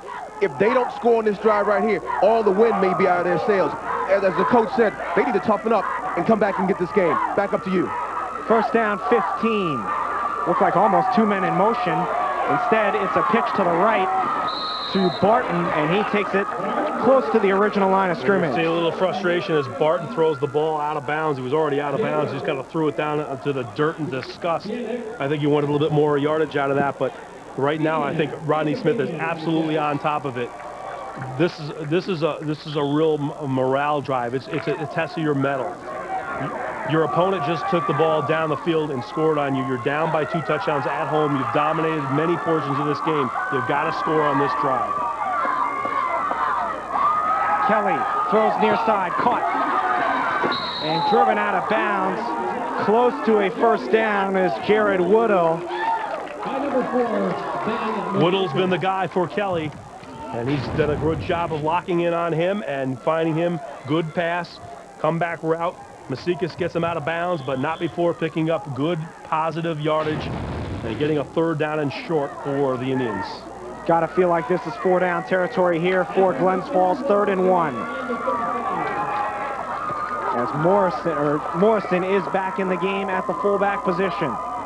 Look for him to possibly get the ball, he will. And he has a first down to the 38-yard line. 33-yard line, I should say. Bob Stearns there on the tackles. We see Dan Morrison, the junior, 17 carries, 113 yards, and the 1 touchdown for the Indians. 6:33 and counting here in the 3rd quarter. And Glens Falls on the move.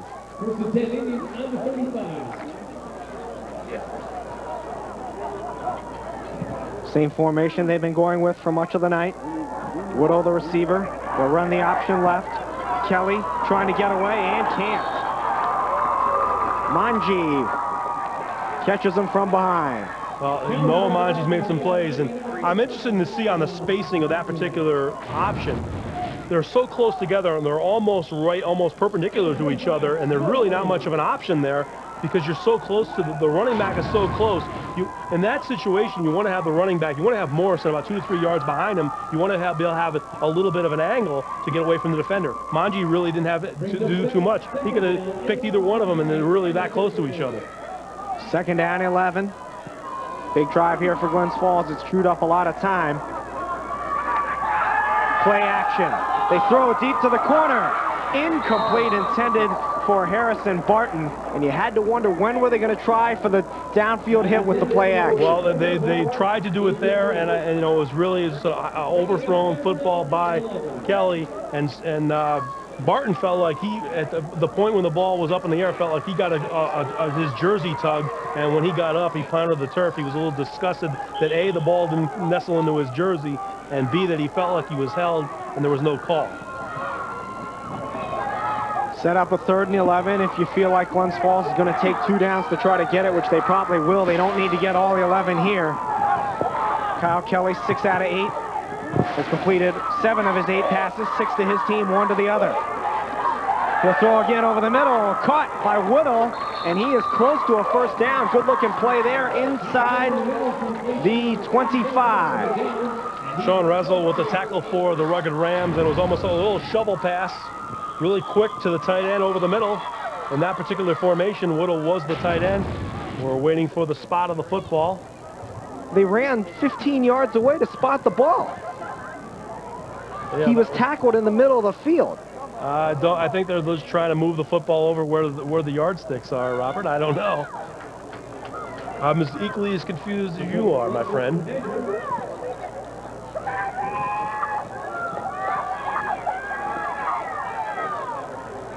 It is not enough for a first down. Here's the Indians will be inches short. And they will go for it here. And there's a good shot of Pat Laverio imploring his defense, hey, we need to get up the field. We need to make a stop here.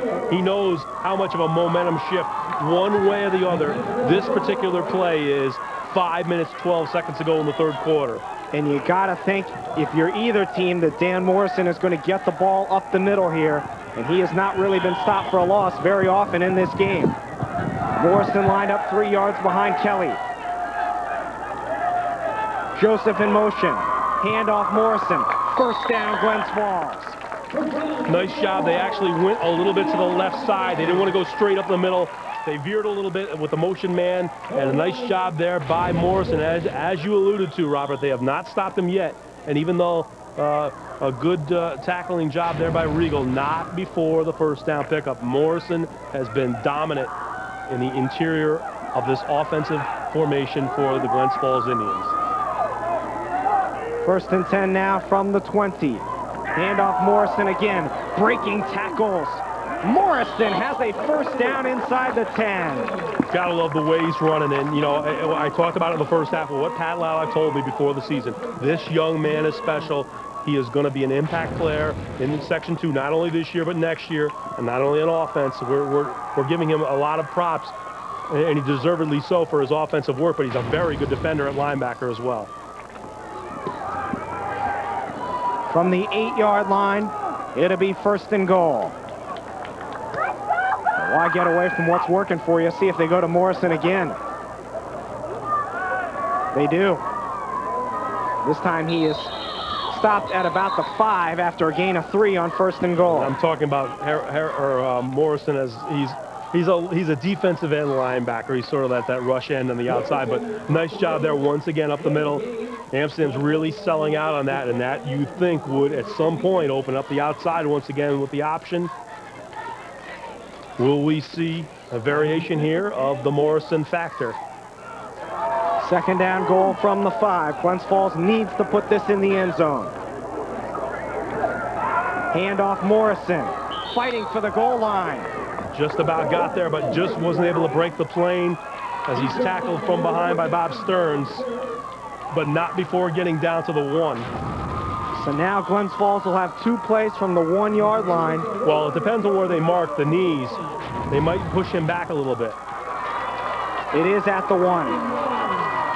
Crowd rises to its feet. Look for Morrison again here. They'll keep it on the option. Touchdown! Kyle Kelly from 1 yard out, and Glens Falls back in business with just over 3 minutes left to go, third quarter. That is a fabulous response drive by the Glens Falls Indians, and regardless of what the outcome of this particular ball game is going to be, you have to give them credit because Amsterdam came out to start the second half and demoralize to a certain degree what the Indians were doing, but a nice job of giving a healthy dose of Dan Morrison, a little bit of Woodall with the passing game, and then most notably at the end, the Kyle Kelly run for the touchdown. They'll try to get within 7. Important extra point for Shipley. It is up, and it is good with 3:03 left to go, third quarter. This crowd has come to life as it is Amsterdam 20, Glens Falls 13, with 3:03 remaining in the third. We had an outstanding double-A game on Thursday night at Christian Brothers Academy with Guilderland and CBA, a game decided in the final minute, and it looks like we're on course for another game that's going to be decided very, very late. And you've certainly got your hand on the pulse of the high school sports scene here in the area. Maybe some people thought Glens Falls wasn't for real because they hadn't played the strongest of competition. They're proving tonight that they can play with the big boys. Well, you know, the one thing that, you know, I always like to talk, when I talk to Pat Lalak, I mean, he's pretty honest with me. Some coaches will give you the speak. They'll tell you, oh, yeah, we're going to do this and we're going to do that. Pat, I've known for a very long time, back in his days with the Albany Firebirds. Certainly know the family very well. Mike Lilac, his father's the longtime Section 2 basketball coordinator, was a great coach at Stillwater, won over 400 games. His brother's the AD at Hoosick Falls and is a great coach in his own right as a basketball coach and a baseball coach. He gives it to you straight. And what he said was, hey, look, I like our running backs. I think Morrison and Barton are special. It's what the other guys around them are going to do. How are they going to settle into the roles? We've got some juniors that are really going to have to step up. And, you know, the first few games, maybe we're not going to get a real good gauge of where we're at. I think right now, as you see the plays there, 15 plays, a little bit shorter drive, a little bit shorter in duration in terms of the yardage, but 15 plays, 56 yards, the 1 yard touchdown run by Kelly. And I really have to like the way that the Indians responded there. 9 carries, 37 yards for Morrison on that drive as Nicosia picks it up at the 10, cuts to the near side, and is ridden down at the 22-yard line. So poor field position for Amsterdam, relatively compared to where they've been today. Absolutely. They've been starting the ball near midfield, the 38, 39-yard line. This time they're backed up. Share highlights of tonight's game with your friends and family with Time Warner Sports Pod. Proudly sponsored by Capital Communications Federal Credit Union. No ATM fees with young adult checking accounts. Call, click, or come on in today for details. Capital Communications Federal Credit Union. Watch it online or subscribe, as that is the high school football kickoff show. We're doing double duty on advertising, and that is the high school kickoff show that we will have version number 4 next week on Thursday, back at the normal time at 9 o'clock. So the high school football kickoff show at 9 o'clock and the sports pod. Chrysler, hit as he throws, he fumbles, falls loose on the ground, and Glens Falls thinks they've got it. 60's got it. Are they going to give credit for it? Glens Falls has the football in their hands. Are they going to say it's down, or are they going to say second down? Wow. He came up with the football. They're going to say that's an incomplete pass. Are we going to get the tuck rule? They're just going to say it was a loss. Well, that ball's out. I'm sorry, that ball is out, and number 60 is the guy who's got the football. So I do not know how that is not a fumble recovery in favor of Glens Falls. I would like it explained to me. I guess we won't have it explained. Unfortunately, they're going to say the ball was down, I guess, and Amsterdam will retain it. And Pat Lilacs going to look back at this game tape and not be too thrilled with a couple things that happened. Kreisel throws quickly, caught by Nicosia in the open field, and this time nothing doing for Vinny Nicosia as Glens Falls wraps him up and stops him after a gain of about 6. Well, if you're going to let Vinny Nicosia be involved in the passing game, I guess the Glens Falls decided they want to get about 4 or 5 guys around them. Let's go down to Rodney Smith on the sidelines. Hey, guys, I happen to be here again on another crucial play. I was right in front of it. Glens Falls definitely got the ball. We could see it. The official was shielded and really couldn't see it, so he made that call. He ran to the ball, and as you saw, he signaled second down before he really saw who had the ball. Glens Falls had it. We got to mark this one because this is what we saw in the previous series. They had that lateral that was not called, and they took the ball in the hole. So let's see what happens here. Back up to you guys. Rodney, and that's just one of those situations. Hold it on the offense. Declined. Third down. They're going to negate, they're going to wave off because they got the stop on it. It's one of those situations you'd like to see the officials get together. Even if one of them said it was second down, you'd like to see one of his mates come in there and say, hey, look, they recovered that. But that didn't happen, and you hate to be critical of the officials, but that looks like 2 plays that were miscalled. Davey breaks a tackle, spinning. Davey fighting, not even close to the first down marker, as that was a big play on 3rd and 11. Amsterdam runs the ball, and they come up well short. Well, you know, we thought that Glens Falls deserved to get a fumble recovery, but their defense said it doesn't make any difference. We're going to get the ball back anyway because we're going to stop Vinny Nicosia on a short passing gain, and then we're going to stop Brian Davey on a short run, and we're going to get the ball back as Harrison Barton is down, and that made the tackle. Good. He made the tackle. He made the tackle, and he's down. also down. That's what I saw. I saw 1-5, and he definitely made the stop, but he was also and that he looks like he's cramping, and it is a pretty warm night here for late September. And the training staff will stretch him out, and the Indians can ill afford to lose the senior. 20-13, Amsterdam leads Glens Falls under a minute 20 left to go. Another exceptional game here on Time Warner Sports. Take a look at each team's upcoming schedule, James. Well, we've looked at what Amsterdam did, and they started out the season with a 3-game homestand. Now they're on the road. Once again, they have South Glens Falls, Gloversville, a very strong performance last night against Lansingburg, and they close out at Averill Park. Glens Falls, a couple of tough, really 3 very difficult games coming up. At Gloversville, a rivalry game against Tom Ciaccio's club. Then at Bishop McGinn, another series that's been interesting in their previous meetings. And then to close out the season at Lansingburg, or home against Lansingburg. On 4th down, Amsterdam will be forced to punt. Nicosia just gets it away, and he was undercut. No call there that time. That was a little bit of an acting job. He definitely was a little bit, it was almost like a little bit of a gnat on his ankle, and then he just kind of fell down. He figured, oh, I got hit, I might as well go down. As we'll see here. He did get a little contact, but that was nothing that you know, he just went over and made sure he fell over, but the official wasn't buying it, and that was a very good call because that was a little bit of an acting job. So now Glens Falls takes over on offense, where they have outgained Amsterdam 315 to 121. They have run 51 plays to Amsterdam's 20, and they will try to wear down this Amsterdam defense. Well, if you're Amsterdam, and I know that the coaching staff, and they have a very good coaching staff, not only Pat Laverio, but all the people, Ray Moran, who does a great job with the linemen, this is the time. They got to start getting some penetration, and Morrison, they got to start to take that away. They run the option right. They get it to Morrison, who sheds 1 tackler. Morrison turns on the jet past midfield. 1 man to beat. It's Nicosia. He gets a block from him, and Nicosia does a beautiful job to stop him after a big gain by Morrison. Well, we saw the touchdown that Brian Davey had where he broke a tackle by Shipley, and then he went on his own. Morrison absolutely absolutely a man-child with a couple of moves that he made to get away. Should have been taken down for a loss. Masikis bounces off. No way. I'm just going to turn him the corner. Now Morrison gets the downfield block, but a great job by Nicosia. He blows up the Shipley block, and Morrison tries to go around him. He can't, but not before getting a big first down pickup inside of a minute. 47-yard gain, Rodney, what you see? Hey, same big play. They tried to run that play earlier in the game, and what happened is that they couldn't get the outside the corner. They caught the defense off balance trying to shift. Back up to you. Rodney, thanks, as Morrison takes it again inside the 15, and Glens Falls starting to flex their muscle on the ground here. Well, there's no doubt about it, and really the interior line of Amsterdam is always considered defensively considered a strength, and we see Morrison coming up a second time now. He's coming up lame, and it looks like he's got another calf issue, maybe a cramp, and he's going to come out, and this is going to be the end of the quarter. Well, he doesn't necessarily have to come out because he can take the quarter break to try to recover, as that is the, 2 seconds left. Now they stop the clock, and that will be the end of the third quarter. We have got a good one here, folks. Amsterdam 20, Glens Falls 13. Fourth quarter coming up after this.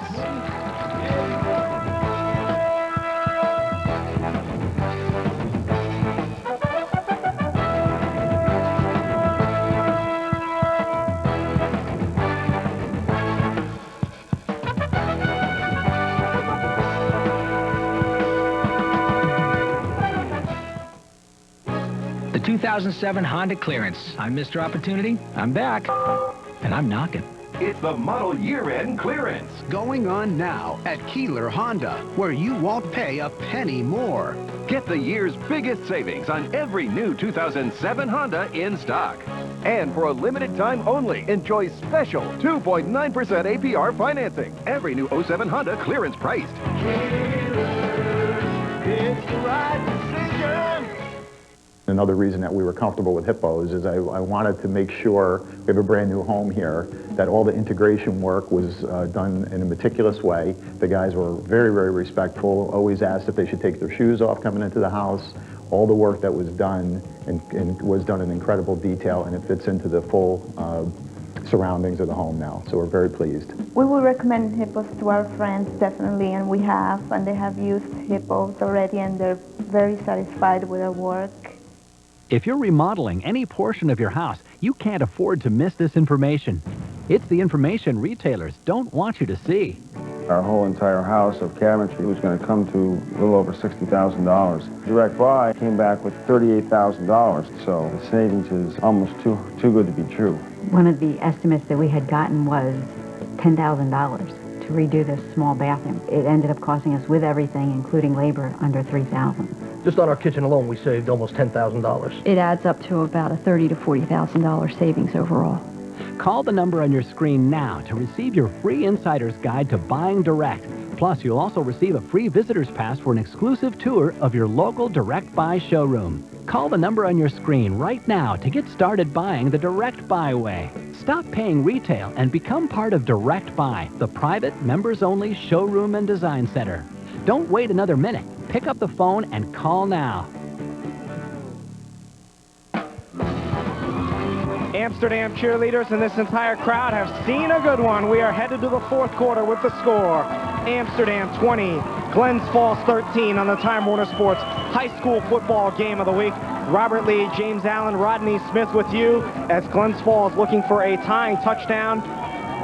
Dan Morrison, what a game, 24 carries, 188 yards and a touchdown. Well, I did a game last night, as I alluded to earlier in the broadcast, covered for the Times Union, Broad Auburn, Perth, and Hudson Falls. Mike Hayes had 360 yards rushing last night, the 8th all-time leading game in Section 2 history. I don't think Morrison's going to get there, but the way he's played has been awfully special, and we're seeing a breakout performance from an outstanding player.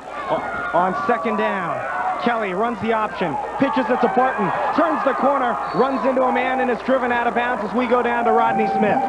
Well, Glens Falls is right in the position where they want right now. They punched this ball in. They're right back into this game. Continue to do what they're doing, but they got to be careful because Morrison has been cramping. He stretched the whole time during that timeout, and Pat Lilac really asked him, are you ready to go? He wasn't really sure, but he's back in there, and you better, he's going to get the ball. Back up to you guys. Rodney, thanks. From the 5-yard line, Morrison is in there. He is lined up about 3 yards behind quarterback Kyle Kelly.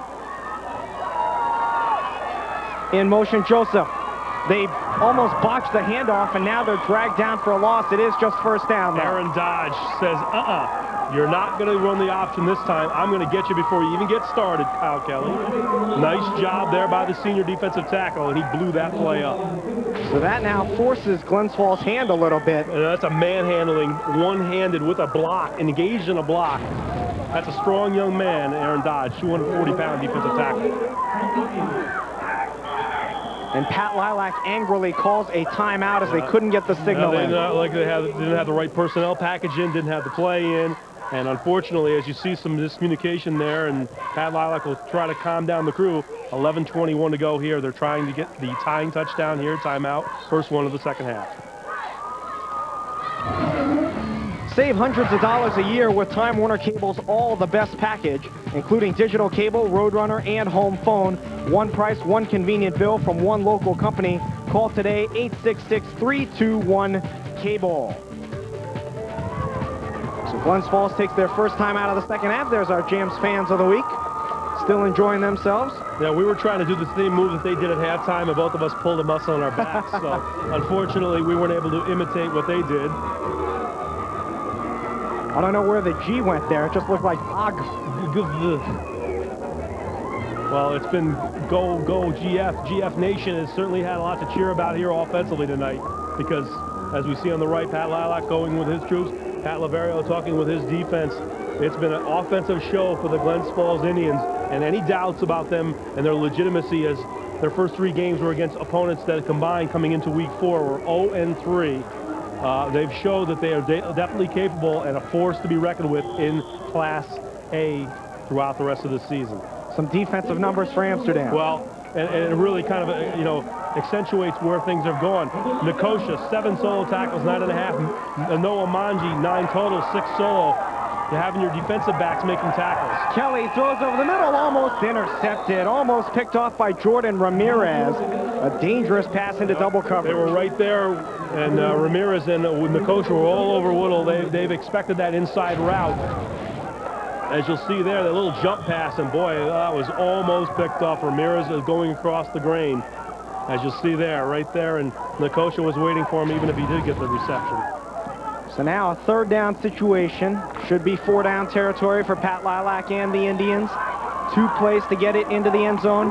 They spot it at the 8. I believe they want to get outside this time. Kelly, fade pattern, far side. Incomplete, intended for Woodle. Masikas with a good coverage job, did not let him get past him at the point of attack, and we've got a 4th down situation from the 8. So, running has been your strong point throughout the game if you're Glens Falls, but now from the 8, you're probably going to have to pass the ball. Well, you're going to have to come up with a very special play to get 8 yards against an Amsterdam defense that's going to be geared toward that. They're obviously going to take care of the passing things as well. Woodle has been really the only target in the passing game, with the exception of the backs out of the backfield, but really he's been the only downfield option for Kelly. Who takes the snap, fakes the pitch left, rolls right, pressures on, throws, incomplete. Incomplete, intended for Morrison. And Amsterdam holds on downs. And James, how big was that tackle by Nicosia now? Well, we're going to look back on that, and that might want to be in the play of the game. And Vinny Nicosia's done a lot of special things tonight, but fighting through a block downfield by a huge offensive lineman in Eric Shipley, and to be able to blow that play up. And Morrison really did, he tried to cut it back against the grain, but because Nicosia was able to get that stop, it wound up being huge because they did not get in the end zone, and now their defense is going to have to keep Amsterdam right here to get the football back in good field position. Still plenty of time, and Amsterdam will start from their own 8-yard line. Come in with a 2-1 record for Coach Pat Laverio. We got to know him well during Amsterdam State title run a couple of years ago. Play action, Kreisel throws, caught by Masikas on the far side. Breaks the tackle, stays on his feet with nice balance, and Masikas has got a first down out past the 20. Well, this is the time where Amsterdam, if you look at their history, when they get in big contests against top flight competition, the 4th quarter has always been theirs.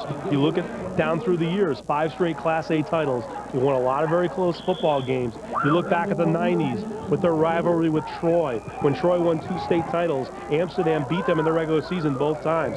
They know how to win games when it get close, and one way to do that is get out of your own territory with a first down pickup when you've just come up with a huge defensive stand. Out of the shotgun, Kreisel. Throws quickly far side, caught by Nicosia. Cuts up the middle of the field, fighting towards that first down marker, and it looks like he has got it to the 31. Well, the running game right now has been virtually non-existent for the Rams, with the exception of Brian Davey. They're going to the pass game, and we're seeing they're getting the people that they want to get involved in that passing game. The last time Masikis, this time Nicosia. Another first down. From the 31, already a good drive for Amsterdam in that they've chewed up some clock and they've moved it out from the shadow of their own end zone. Nicosia lines up wide to the right. Kreisel under center. Hands it off Masikis. Busts through the line, and Masikis has got close to another first down. Out past the 40, looks like he does have the first down to the 42. Well, this is really very, very impressive response by Amsterdam. They had some adversity. Glens Falls drove down, and 3 straight pickups of first down. 2 on the pass. Masikis there. They've got out close to near midfield, the 42-yard line, as you see Vinny Nicosia. 5 receptions, 41 yards, touchdown. Of course, he also had an 85-yard return on a kickoff for a touchdown and made a huge tackle in the last drive for Glens Falls that may have saved the tying touchdown. Davey has a nice job knifing up by Spencer Morgan to make the tackle. Well, run blitz design there. They got the penetration, and Davey didn't really have a chance. He almost was met as soon as he got the football. He was already had his defender right on top of him. Nice play there by Morgan. So set up a second down and long here at East Field in Glens Falls, New York. Class A action in Section 2 towards the northern end of Section 2. 2-1 Amsterdam leads 3-0 Glens Falls 20-13. Kreisel back to pass. Throws dangerously. It's caught by Nicosia again. And he is just thrown out of bounds, and an unnecessary roughness flag coming up here. Absolutely the right call. We talked about how the previous touchdown drive where they had a late hit on Glens Falls, that was the proper call. Well, that was absolutely the proper call. Frustration play by Barton. Nicosia catches the ball over the top. A great throw by Kreitzel to throw it over to the Barton in front of him. Barton chases him down from behind, and he gets him out of bounds and throws him a good 7 yards out of bounds after the play and right in front of the officials. An easy call to make. 15 yards tacked on. Got a dead ball, personal foul, unnecessary roughness on the defense. First down. 18-yard pickup plus 15 from the end of the play. Now Amsterdam, in the blink of an eye, has gone from within their own 10-yard line all the way down inside the Glens Falls 30. 5 offensive plays, 4 first down pickups, and then the 15 yards tacked on, and they are deep in Glens Falls territory. Pitch left for Davey. Trying to bounce it to the outside and swarmed under by the Glens Falls D. Nice pursuit there.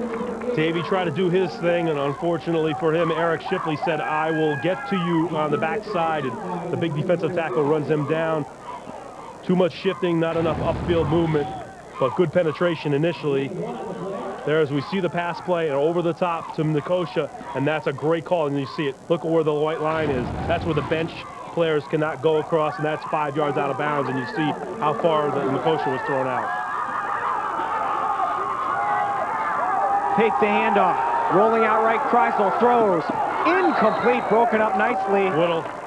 Thank you. Masikis thought he should have had the reception, but it looked like there was a deflection in front of him by Whittle. 8:09, stoppage of the clock with the incompletion, and this could be within Amsterdam field goal range. There's no doubt about it. They, you know, Flint we saw at the extra point there that he made from 35 yards out that was well over the uprights and 15 yards behind the goalpost. He has range inside of 50. You can get him out to about 50, and he's still got a legitimate shot to make a field goal. From here, if they were to not gain a yard, it would be a 46-yard attempt. And they will certainly attempt it. Don't think that they will hesitate. They will try to get the 10-point lead if that's what they have to do. All the receivers to the left. Kreisel rolls out left, feels the pressure, throws, broken up again. Woodall, two terrific plays. He knows this is the out route. They want to get about 6-7 yards, try to pick up the first down, or more importantly, get some more yardage to make it a more manageable field goal attempt. But I think Amsterdam, in this situation, they've got to try to go get the point. Normally, most extra field goal kickers would not, but they're going to go for it. I would take the field goal. I think he's that much of a weapon, and I think it's certainly not an out of the realm of possibility. 46 yards is well within his range. So Amsterdam will call a timeout now, their first. Will they think about this decision? Because I understand there's some hesitancy in the fact that they would look at it and say, maybe they can block it, maybe they'll get some momentum and they get the ball back and go the other way. But I just think you got a chance to get a two-possession lead with 8 minutes to go in the fourth quarter with a team that's been able to move the ball the way Glens Falls has. I think you got to take that option. Don't forget, next week, it'll be Shenendehowa at Saratoga. Andrew Catalan, our good friend, will be along with James to bring you the live coverage of that game at 7 p.m. Shen at Saratoga, the anchor of Time Warner Sports High School Football Game of the Week. Started off in 2003, a Week 7 contest. Both teams were 6-0, going for the Suburban Council Championship. Of course, now we're in the AA divisions with Liberty and Empire divisions, but back then, 6-0, 6-0. Shenendehowa won that game, went on to the state semifinals, and lost to Ray Rice in the state semifinals, 14-7. New Rochelle. And we have done that game, I believe, every year since then. Absolutely. It's been a staple of every season, and we've had some great ones. Saratoga coming off a loss, a very disappointing loss, 16-13 last week. They are 2-2. Shenendehowa on the move this year. Jason Bedard, DJ Evans. The running game has been very, very proficient, and 4-0 start for the Plainsmen. So fourth down coming up here. It looks like Amsterdam will go for it with 5 receivers. Glens Falls on fourth down and 10. They fake the pass short. They throw it deep over the middle. Caught by Masikis. He fights his way in for a touchdown. What a gutsy play by Amsterdam. They score. That's why Pat Laverio is coaching, and he's going for win number 103, and I'm an analyst with Robert Lee. Because I thought really that they should try to get the points, and they go over the top, and Kreitzel puts the ball absolutely where it has to be, and Masikis through 5 defenders, perfectly timed, could have been an interception, but look at this. Kreitzel fakes to the outside. They're thinking Nikosha over the middle. Masikis, great reception, breaks the tackle by Barton and fights his way into the end zone. A backbreaker, absolute backbreaker for the Rugged Rams in favor of them and against the Indians. Joe Ellis Flint on for the extra point. Low snap, blocked. So a minor victory for Glens Falls as they stay within 13 points. They're going to need 2 touchdowns to win the game either way. Very difficult. Not that it's out of their own possibility. It's only down 13. 7:55. They have moved the football, but boy, that is demoralizing. The pump fake there. Kreitzel airs it out. The trajectory on that football was absolutely where it had to be. If it's a little bit short, Barton's going to get to it. Kreitzel makes a great job, concentrates, takes the hit, gets into the end zone, and she's happy about it. Wow, what a gutsy play by Amsterdam. Well, the thing is, if it was any other kicker in Section 2, I would say, no, why would you want to go for a 46-yard field goal? But Joe Ellis Flint can make a field goal that distance. And they thought about it. They took the timeout. The coaches got together. They came up with the right play. Obviously, Glens Falls is thinking Nikosha. You have to, because he's already scored a couple of touchdowns. He's certainly their #1 weapon on offense.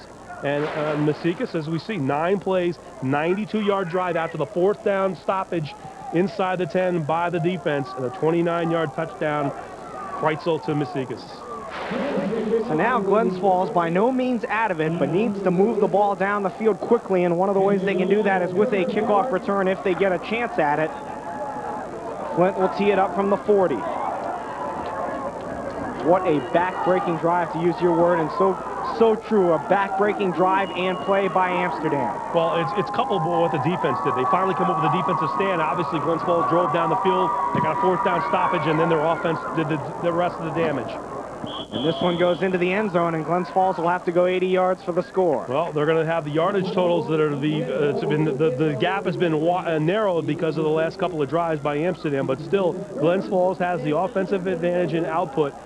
In case you're joining us, halftime, Glens Falls had 254 yards offense, and Amsterdam had 51. So there was, and yet Amsterdam led 13-6 because of a special teams score by Vinny Nicosia, and now Glens Falls 7:55 here at East Field. Their undefeated season in jeopardy, down by 13 points at 26-13.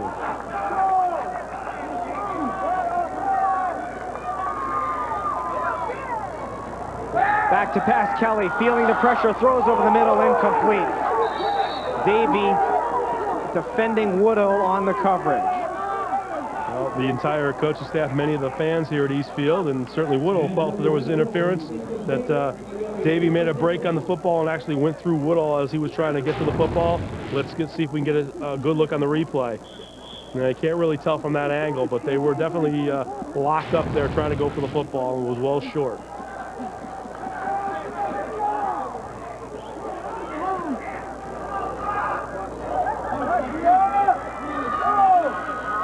On second down, Kelly throws, caught by Woodall, breaks a tackle. Woodall sprinting into the secondary and finally dragged down across midfield, and a penalty flag comes in at the end of the play.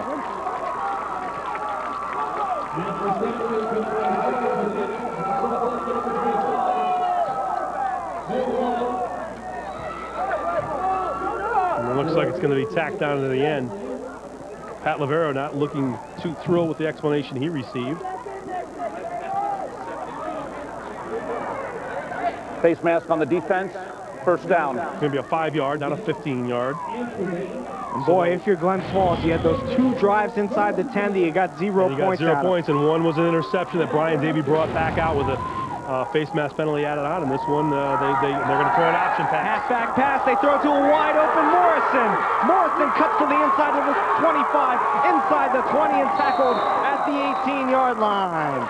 Well, you know what's impressive, and I'm going to say this, and it doesn't make any difference. Again, I said this in the first half. No matter what happens at the end of this game, no matter what the score is in Glens Falls, if they do wind up losing this game, look at all the responses that they've had to make after having demoralizing plays go against them. Nicosia has the kickoff return. They come back and move the ball down the field.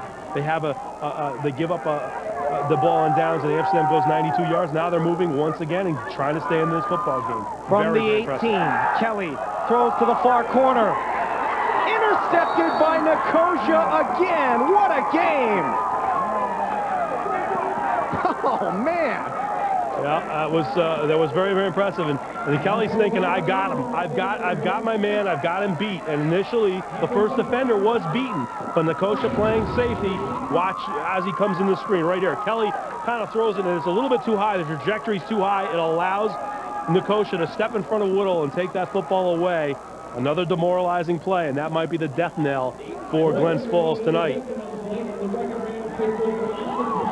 So 3 trips that have gone inside the 20 have resulted in 2 turnovers and a turnover on downs. Right, and you know, you just look at, you want your leaders in a game like this to step forward, and Vinny Nicosia has done so on both sides of the ball, and then of course on special teams.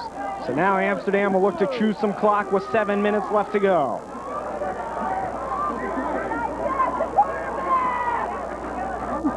Davey bouncing it outside to the left. And taken out of bounds, close to a first down and a penalty flag. That's going to be another face mask, and things are starting to get away for both teams with the face masks. A lot of extra grabbing up top. You don't want to see that. And this one, will it be a 5 or a 15? It's going to be a personal foul, 15 yards.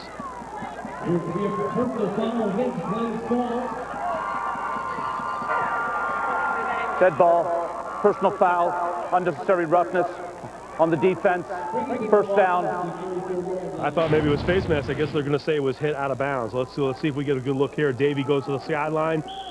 He gets hit. He's hogtied, and then Harrison Barton comes in and hits him late. They was already out of bounds. That was kind of a touchy call. It was right on the sidelines. So 1st and 10 out towards midfield. Davey again. Taking good care of the ball, gets out to the 50, a gain of 6.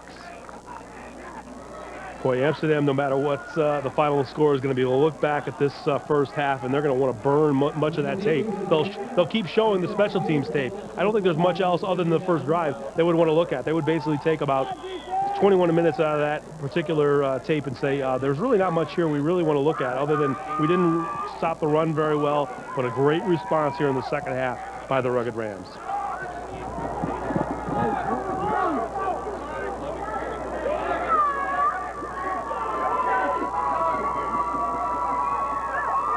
On second down, Kreisel hands it off. Masikis sidesteps a man, trying to break it outside to the right. Now fighting towards the first down marker. He has got it inside the 45.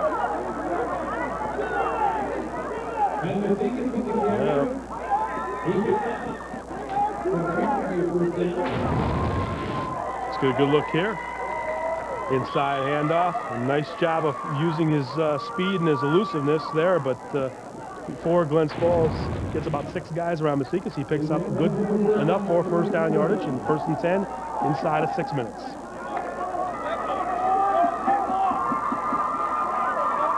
Now they spread with 4 receivers. On 1st and 10, 5:35 left to go. Vicious hit, Masikis just fighting his way forward, refusing to go down. Hard hitting there. Well, we have a stoppage with a whistle. A lot of talk going between the two teams now.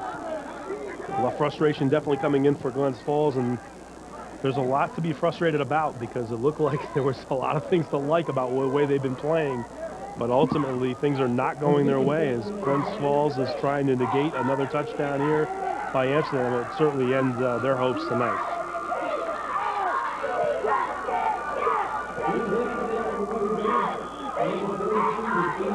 Set up a 2nd and 8. Glens Falls has had Amsterdam's number of late.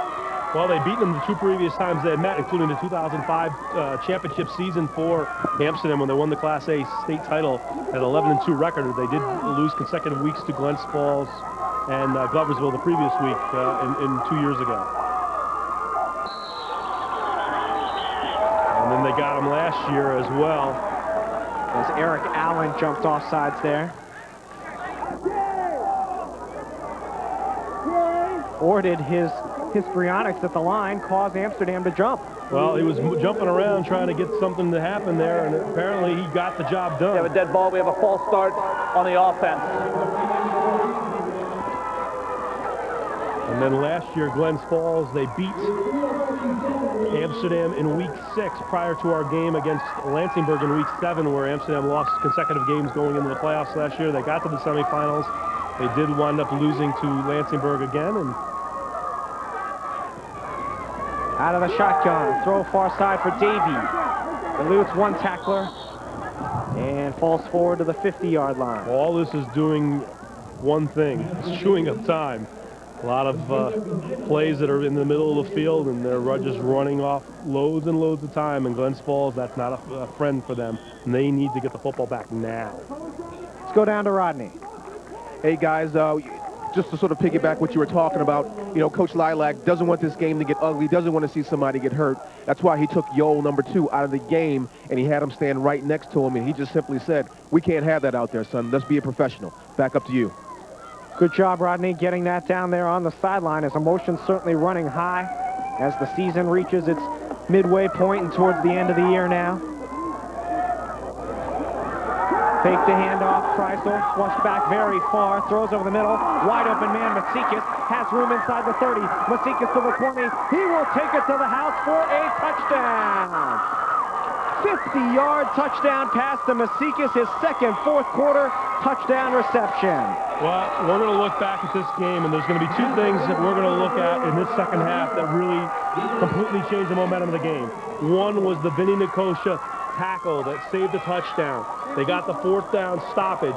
Then the Masikis touchdown on the previous drive on a 4th down play that really broke the back of Glens Falls. And now some of the fans are starting to hit for the exits because Masikis has got his 2nd touchdown. Number 4 has made his mark here. Kreitzel rolls to the right side and throws it back across the grain, and there's nobody there defending him. He has a clear run and gets into the end zone untouched. Masikis now 4 catches, 107 yards and 2 touchdowns. 2 huge touchdowns as Joe Ellis Flint's extra point is up. And it is into the Glens Falls Knight, off the guy's porch, and good. And the guy is sitting there. Yeah, and he's waiting for the ball. I mean, I think you should autograph that, and there should be maybe special dispensation. You get 2 points for that. Look at this. Nice poised throw by the senior quarterback, and against the grain, and Masika says there's nobody there. I mean, he's got clear sailing. It's just a question of, is anybody going to touch him before he gets in the end zone? Barton tries to get there, and he doesn't do so. And Amsterdam, an impressive second-half performance. And really, we wondered going into halftime how much was Glens Falls' domination without having the lead, how much that was going to affect them. And they were able to move the football again and got inside the territory. We talked about the red zone not being able to cash in on their opportunities. Ultimately, it came back to haunt them. And this will be one of those games that maybe you didn't watch the game, and shame on you if you didn't watch the whole game, but you see in the paper tomorrow morning, oh, kind of a blowout, but really a much closer game than the final score will indicate. People are going to look at the score, and we did the game a couple weeks ago with Averill Park and Burnt Hills that wound up being a 21-point spread. But, you know, Averill Park was in there. They had opportunities, and much the same tenor of the game where Averill Park had 4 turnovers that Burnt Hills provided them in the first half, and yet it was tied at halftime 6-6. Well, Glens Falls wasn't even afforded that opportunity. They dominated the offensive yardage 250 to 50 in the first half, and yet they were down 13-6. Let's go down to the sidelines and Rodney Smith. Hey, thanks, Rob. It's very important that, you know, Glens Falls keeps their morale up, and that's exactly what Pat Lilac doing. If you know Pat Lilac, he has a very soft, warm nature, and that's what he's talking to with his kids. He's trying to keep their heads up. This is only their 4th game. They've got tons of season left, and he's got to keep their morale up because they have to come back next week and continue to fight, and he's doing a great job of that. It is one game. It was a big, important game, but you have to remember the big picture, and that's what Pat's doing as a coach. Good job. Back up to you. Rodney, thanks. As Flint's kick will sail into the end zone again. And this Glens Falls team, these 2 teams could very well meet again in the playoffs. Well, there's no doubt about it. I want to kind of add to what, you know, Rodney Smith just said about Pat Lilac, and I agree. He is a guy that's, you know, going to keep it in perspective, and he knows, hey, look at their schedule. Look at what's coming up. They've got Gloversville. They've got, you know, some really tough games. They got Burnt Hills and Lansingburg still on the horizon. Take a look at our upcoming schedule on Time Warner Sports next week. Shen at Saratoga next Friday night, 7 o'clock. The following Friday, Colony at Niskayuna. Special treat on October the 6th out to the Berkshires, St. Joe's at Monument Mountain. And then the following Friday, October the 12th, Troy at LaSalle, the Collar City Cup. All those games exclusively live right here on Time Warner Sports as Glens Falls runs it up the middle on first down. And Morrison, I think it might be a good idea for Pat to get him out of the game. It's the 3rd time he's come up limping. I know he's close to 200 yards rushing. He doesn't want to come out. You can see the young man shaking his head, but he cannot even put any weight. And you don't want to see him get a further injury that it's going to hurt him down the road, not only tonight, but down through the rest of the regular season. They need Dan Morrison to be a factor on both sides of the football. James talked about the big night. Morrison has had 25 carries, 193 yards, and a touchdown. He has also caught a pass for 25 yards. So he's accounted for over 220, just short of 220 total yards of offense. Run up the middle again.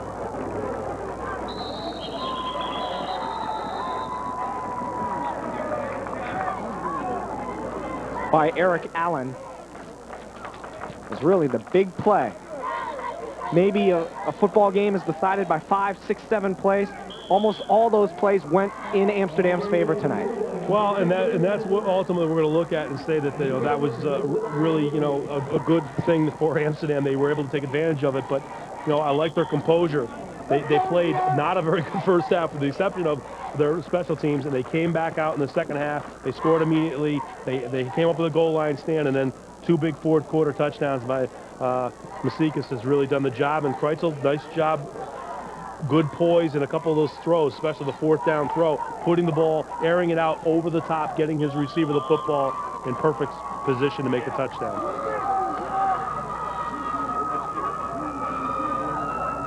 First down for Glens Falls. Kelly throws near side, caught by Barton, and upended close to another first down at the 40-yard line.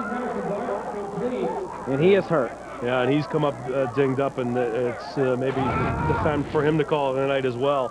As you see the pass by Kelly out, Barton tries to break a tackle, and right there he takes a helmet, or looks like right onto his forearm.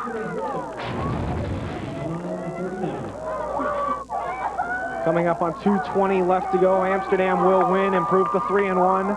Glens Falls will fall to 3-1. And each team will be 1-1 in division play. So they throw far side, caught by Woodall. He's got a first down close to the 50-yard line. Well, the thing is, we're going to look at it and say, okay, Glens Falls, they've lost. They're 3-1. What can Pat Lala take out of the positives? Well, he wanted to see that he could establish a running game against a really good team in Amsterdam. They did that. He wanted to see if his quarterback could step up and make some big plays tonight. Kelly has done that. Woodall has been very much a factor in the passing game.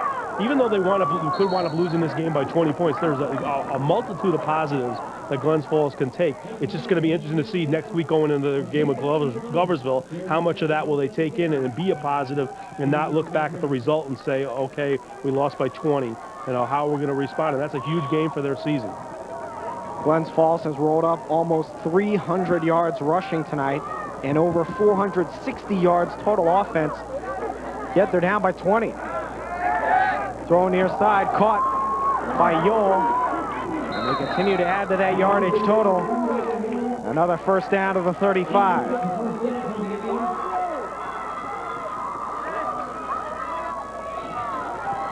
They've had the ball for twice as long as Amsterdam.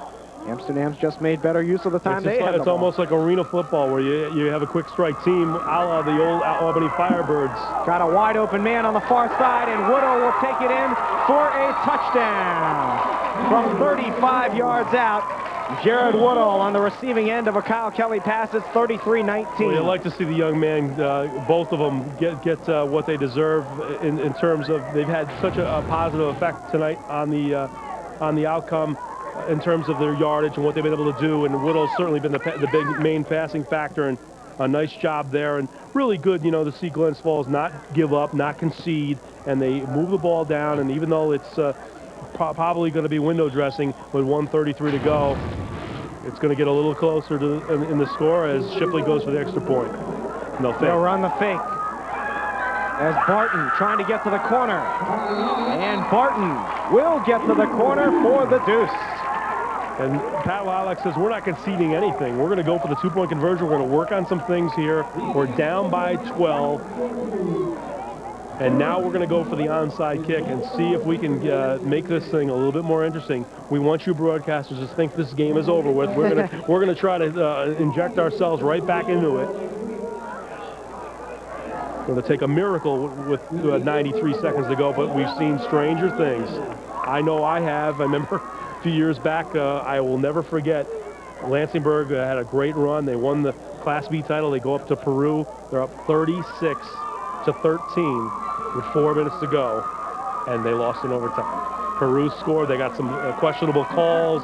They had a couple of clock stoppages where they didn't have time, but they wound up forcing overtime. Lansingburg missed a point, 43-42, and Peru wound up winning that game. So there's certainly a little less time and a little bit less of a margin, but it's certainly not out of the realm of possibilities. You get a couple of breaks, a couple of onside kick recoveries, and who knows? First things first, they got to get the ball back. And there's a 7-play, 80-yard drive capped by the 35-yard touchdown pass from Kyle Kelly to Jared Woodall. So Shipley will tee it up from the near hash, and it looks like he'll onside kick it to the far side. Hopefully, Glens Falls did not go to the Louisville onside kicking school. Yeah, that was the most pathetic thing I've seen probably in 25 years of watching onside kicks. And it benefited one Robert Lee's favorite university. They got to let it go 10 yards. Unless the offensive man comes up and takes the football, and he did. Sam corralled the ball. And that was a good job there, as you'll see the recovery made by Noah Manji. He had an interception taken away on a penalty, but that time, that's a reception that he can be very, very proud of.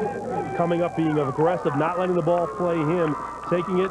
It's always a gamble when you come up and take it before 10 yards. You got guys coming on top of you, but he did a good job, corralled the football, multiple guys around him, takes the hit, and gets the football back. And with 90 seconds to go here, Amsterdam is just going to try to run things out and go to 3-1 after the loss last week to #1 ranked Lansingburg at home. Handoff, Davey. Just does not want to fumble here and does not want to go out of bounds. Wisely staying inbounds, barely. There was 10 guys in on that tackle. There's only one guy down the field. That was a good job, and that's using your head. That's the coaching, strong coaching by the Amsterdam staff, led by Pat Laverio. Brian Davies, a veteran. He's a 3-year varsity player, actually 4-year varsity guy. He actually was on the team as a freshman. And here's a guy who's been a very prominent player the last 3 years. He understands. Stay in bounds, keep the clock running. Glens Falls not going to call timeouts here. They know that this one's pretty much all over with. And it'll be a enjoyable ride back to Amsterdam for the Rugged Rams football team and their supporters.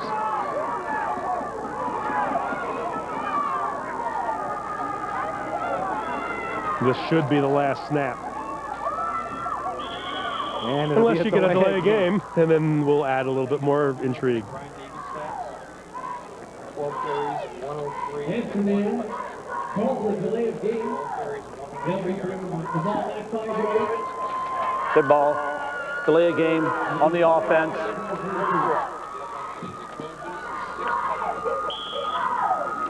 Back to the 49 where Amsterdam will have to run one final play.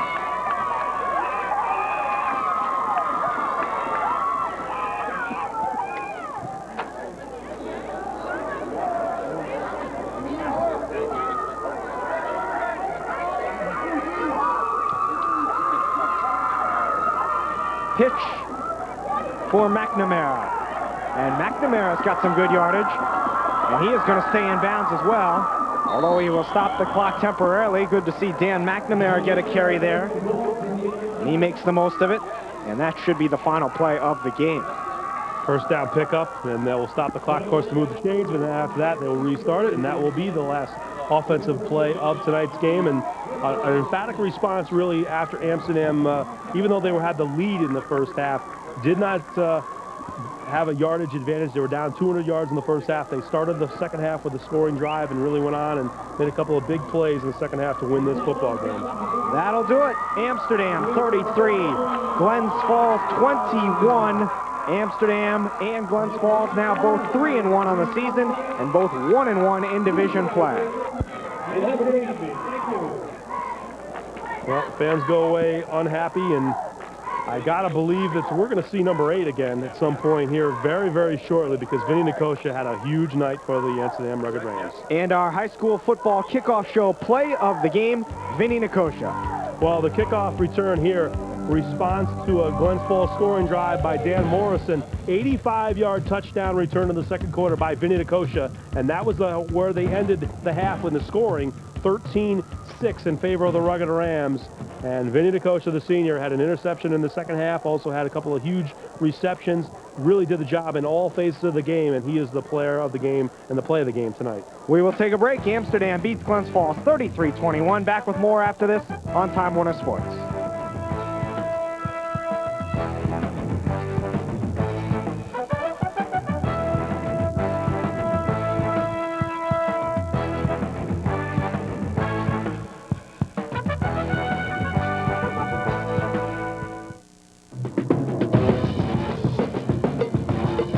Power up and turn on with Time Warner Cable's All the Best package, featuring lightning-fast Roadrunner Turbo. All the speed you need to share your true self with people just like you. Hey, baby, you need to check out my page. Yeah, I'm a new man. Time Warner Cable, the power of you. At Terry Chrysler Jeep and Morris Ford Mercury, we offer you more than just selling you a car. We offer you full service. Come on, let's take a tour. $1 million parts inventory at both stores. 2 state-of-the-art service departments for your vehicle maintenance. Factory-trained technicians. From a bent frame to an oil change, we can do it all. Onto our body shop, free computerized estimates, ASE-certified technicians, and DuPont-certified paints. From fender benders to major repairs, we'll get your vehicle back to original condition. Stop by and check us out. We're here for you before and after the sale. I'm a banker. Yeah, I know I don't look like it, but banking's what I love. Why? Because at Capital Communications Federal Credit Union, I get to hang out with some great people. Not your parents. I help young adults like you grow up and gain independence. checking accounts, Visa cards, student loans, there's a lot to offer. Hey, chances are you're not too young for responsible banking. So why not bank where you're treated like an individual, not someone's kid? Capcom gets it. And that's why I love being a banker. Capital Communications Federal Credit Union. Bank young. Bank smart. Here at Advantage Suzuki, our building wasn't kooky enough, so we're building a new one. And out of the rubble comes kooky deals during our kooky construction event. Like a 2007 all-wheel drive Suzuki SX4, starting at just $14,900. Stop in and see the value. Backed by America's #1 warranty. All-wheel drive SX4, starting at just $14,900. Stop in and register to win a trip to Las Vegas. So go kooky for Suzuki at Advantage Suzuki, 760 Central Ave, Albany. Amsterdam pulls away late to win it 33-21 over Glens Falls. Tonight's postgame report is brought to you by Taft Furniture, The Big Store, Colony, and Saratoga Springs. Robert Lee, James Allen back with you. Right now, we're going to send it down to the field, and Rodney Smith, who's got the victors. Hey, thanks, Rob. I'm down here with Coach Pat Laverio. Pat, great job tonight. Real good job, especially coming off of last week. What'd you say to your guys all week long, and how good does this win feel after what happened last week? Well, we were really concerned this week. We had not been on the road yet this year. Even our scrimmage was at home, so we never boarded a bus, took a ride, and seen how we would react in the game. It was a long day. It was a Saturday instead of a Friday, but I think the kids, for the first road game, coming up to Glens Falls, great coach team by Pat Lilac, came through and made plays when they had to make plays. They took it to us. They ran the ball on us well, but when it was crunch time, they made a play. Okay. Now talk about Mystique. He did a great job at the end of the game and really put the nail in the coffin for you. Talk about him. He did. He made some nice cuts. He ran the ball hard. They had him wrapped up a few times. He got loose. He found open areas in their zone down the line where he made the big catches. And like you said, he really came up and made big plays. Now, you've got a lot of fan support here. You're tipping your hat to him. How's it feel to have the support of the community as you go to different places and you're successful? It's great. I mean, the people in Amsterdam have followed their teams year in and year out for many years now. They always have a lot of people travel with us. They make us feel good, and it's nice for our kids to know that support is behind them. That's good, good. Let's get your big star in here. Vinny, where are you? Get over here. Great job tonight. Thank you. Okay. You had some key plays in there. What were you guys thinking about at halftime? Close game, could have gone either way, and you guys came out in the third quarter and really just blew them away. Talk about it. Yeah, I know you mean. We were a little slow in the first half on defense. Came out, they were running all the ball over us. So we went into halftime, made some changes, came out and played hard. Now, you had that big play, cut the interception down in the red zone down there. Were you surprised that they didn't run the ball to their big guy, number 19, up the middle? They had a lot of success with it, but all of a sudden they began to run the ball outside. They threw a couple passes, and you got the big pick. Talk about that play and what you saw. Yeah, they were running the ball all over us the whole night, and I thought they were going to pound it to 19, but they started passing to number 81 every play down in the end zone. So, he looked that way the whole time, so I just cheated over there and went up for the pick. Thanks a lot. Have a good season. We'll see you soon. Back up to you guys. Thanks, Rob. Rodney, thank you, and a great job down there on the field all night with your insight into the game. And James, really, Amsterdam made the plays they had to. They made the big plays in the game and exploited Glens Falls for the big play. Well, they did, and Pat Lavero just said it to Rodney. They made the plays when it was necessary. And, they gave up a lot of yardage. It's going to be a performance that people are going to look at in the paper and say, look at all the yardage that Glens Falls had. They bent, but they didn't break, and they came up with the plays on fourth down on a couple occasions. They got the stoppage in the third quarter, and then the fourth down play on offense with Masikas that really put them over the top with the 50-yard touchdown. Impressive performance by Amsterdam in the second half. Glens Falls has a lot to be thrilled about in terms of their offense. They're going to have to regroup in a big game next week. We take a look at our second half highlights, and there were a lot of them. This game was 13-6 at the half, and all of a sudden the ball was flying all over the place, and guys are running down the field. Well, it was, and there was a lot of plays to talk about. Here's the first one. We'll look at Brian Davey, a 38-yard touchdown run. He broke a tackle. The Nicosia penalty forced the extra point to be 35 yards. Ellis Flitt made it good, 20-6 in favor of the Oregon Rams. But Glens Falls answered right back to junior quarterback Kyle Kelly, 1-yard touchdown run, 15-play, 56-yard drive, extra point good, 20-13 in favor of Amsterdam. Option pitch here, and Morrison, who had a huge night, the junior, breaks a tackle, breaks another tackle, gets a downfield block. But here's the play, Vinny Nicosia, unsung play. He fights through a block and brings down Morrison. on a 47-yard run that really was negated at the end here, because on a 4th down play, the pass was broken up, and what looked like was going to be a tying touchdown instead is a stoppage on downs at the 8. Amsterdam takes the ball back, and then they go up top, over the top here to Vinny Nicosia. He gets taken out of bounds, a 15-yard roughing penalty added to that play, and now the pump fake here on 4th down. Kreitzel goes over the middle. Masikas there, number 4, the 50-yard touchdown on 4th down. That was a huge play that really spelled doom for Glens Falls, but they still try to fight with their offense. Woodall here breaks a tackle, goes down. A good positive pickup here for Glens Falls, and a penalty at the end of that play. And then Kelly, here's the critical play again by Vinny Nicosia. A defensive interception when it looked like Glens Falls was going to score once again on an interception in the end zone. Stops the drive there. And now we see another touchdown. This one to Masikas. A throw back across the grain. And that's a huge second touchdown in the 4th quarter for the young man, and that really sealed the deal. Glens Falls did not go away without a fight, and they added a late touchdown here on a 35-yard pass from Kyle Kelly to Jared Woodall that made the score with a 2-point conversion, 33-21. And then they try to go for the onside kick, and Noah Manji, very aggressive, comes up, takes the ball, and that's how things concluded. Take a look at the final stats in Glens Falls. Nothing to be ashamed of. They roll up over 500 yards of offense. Amsterdam just shy of 300, including almost 300 on the ground for Glens Falls. 25 first downs for the Indians. They did turn it over twice, which was important. Davey goes over 100. Morrison almost 200 in a losing effort.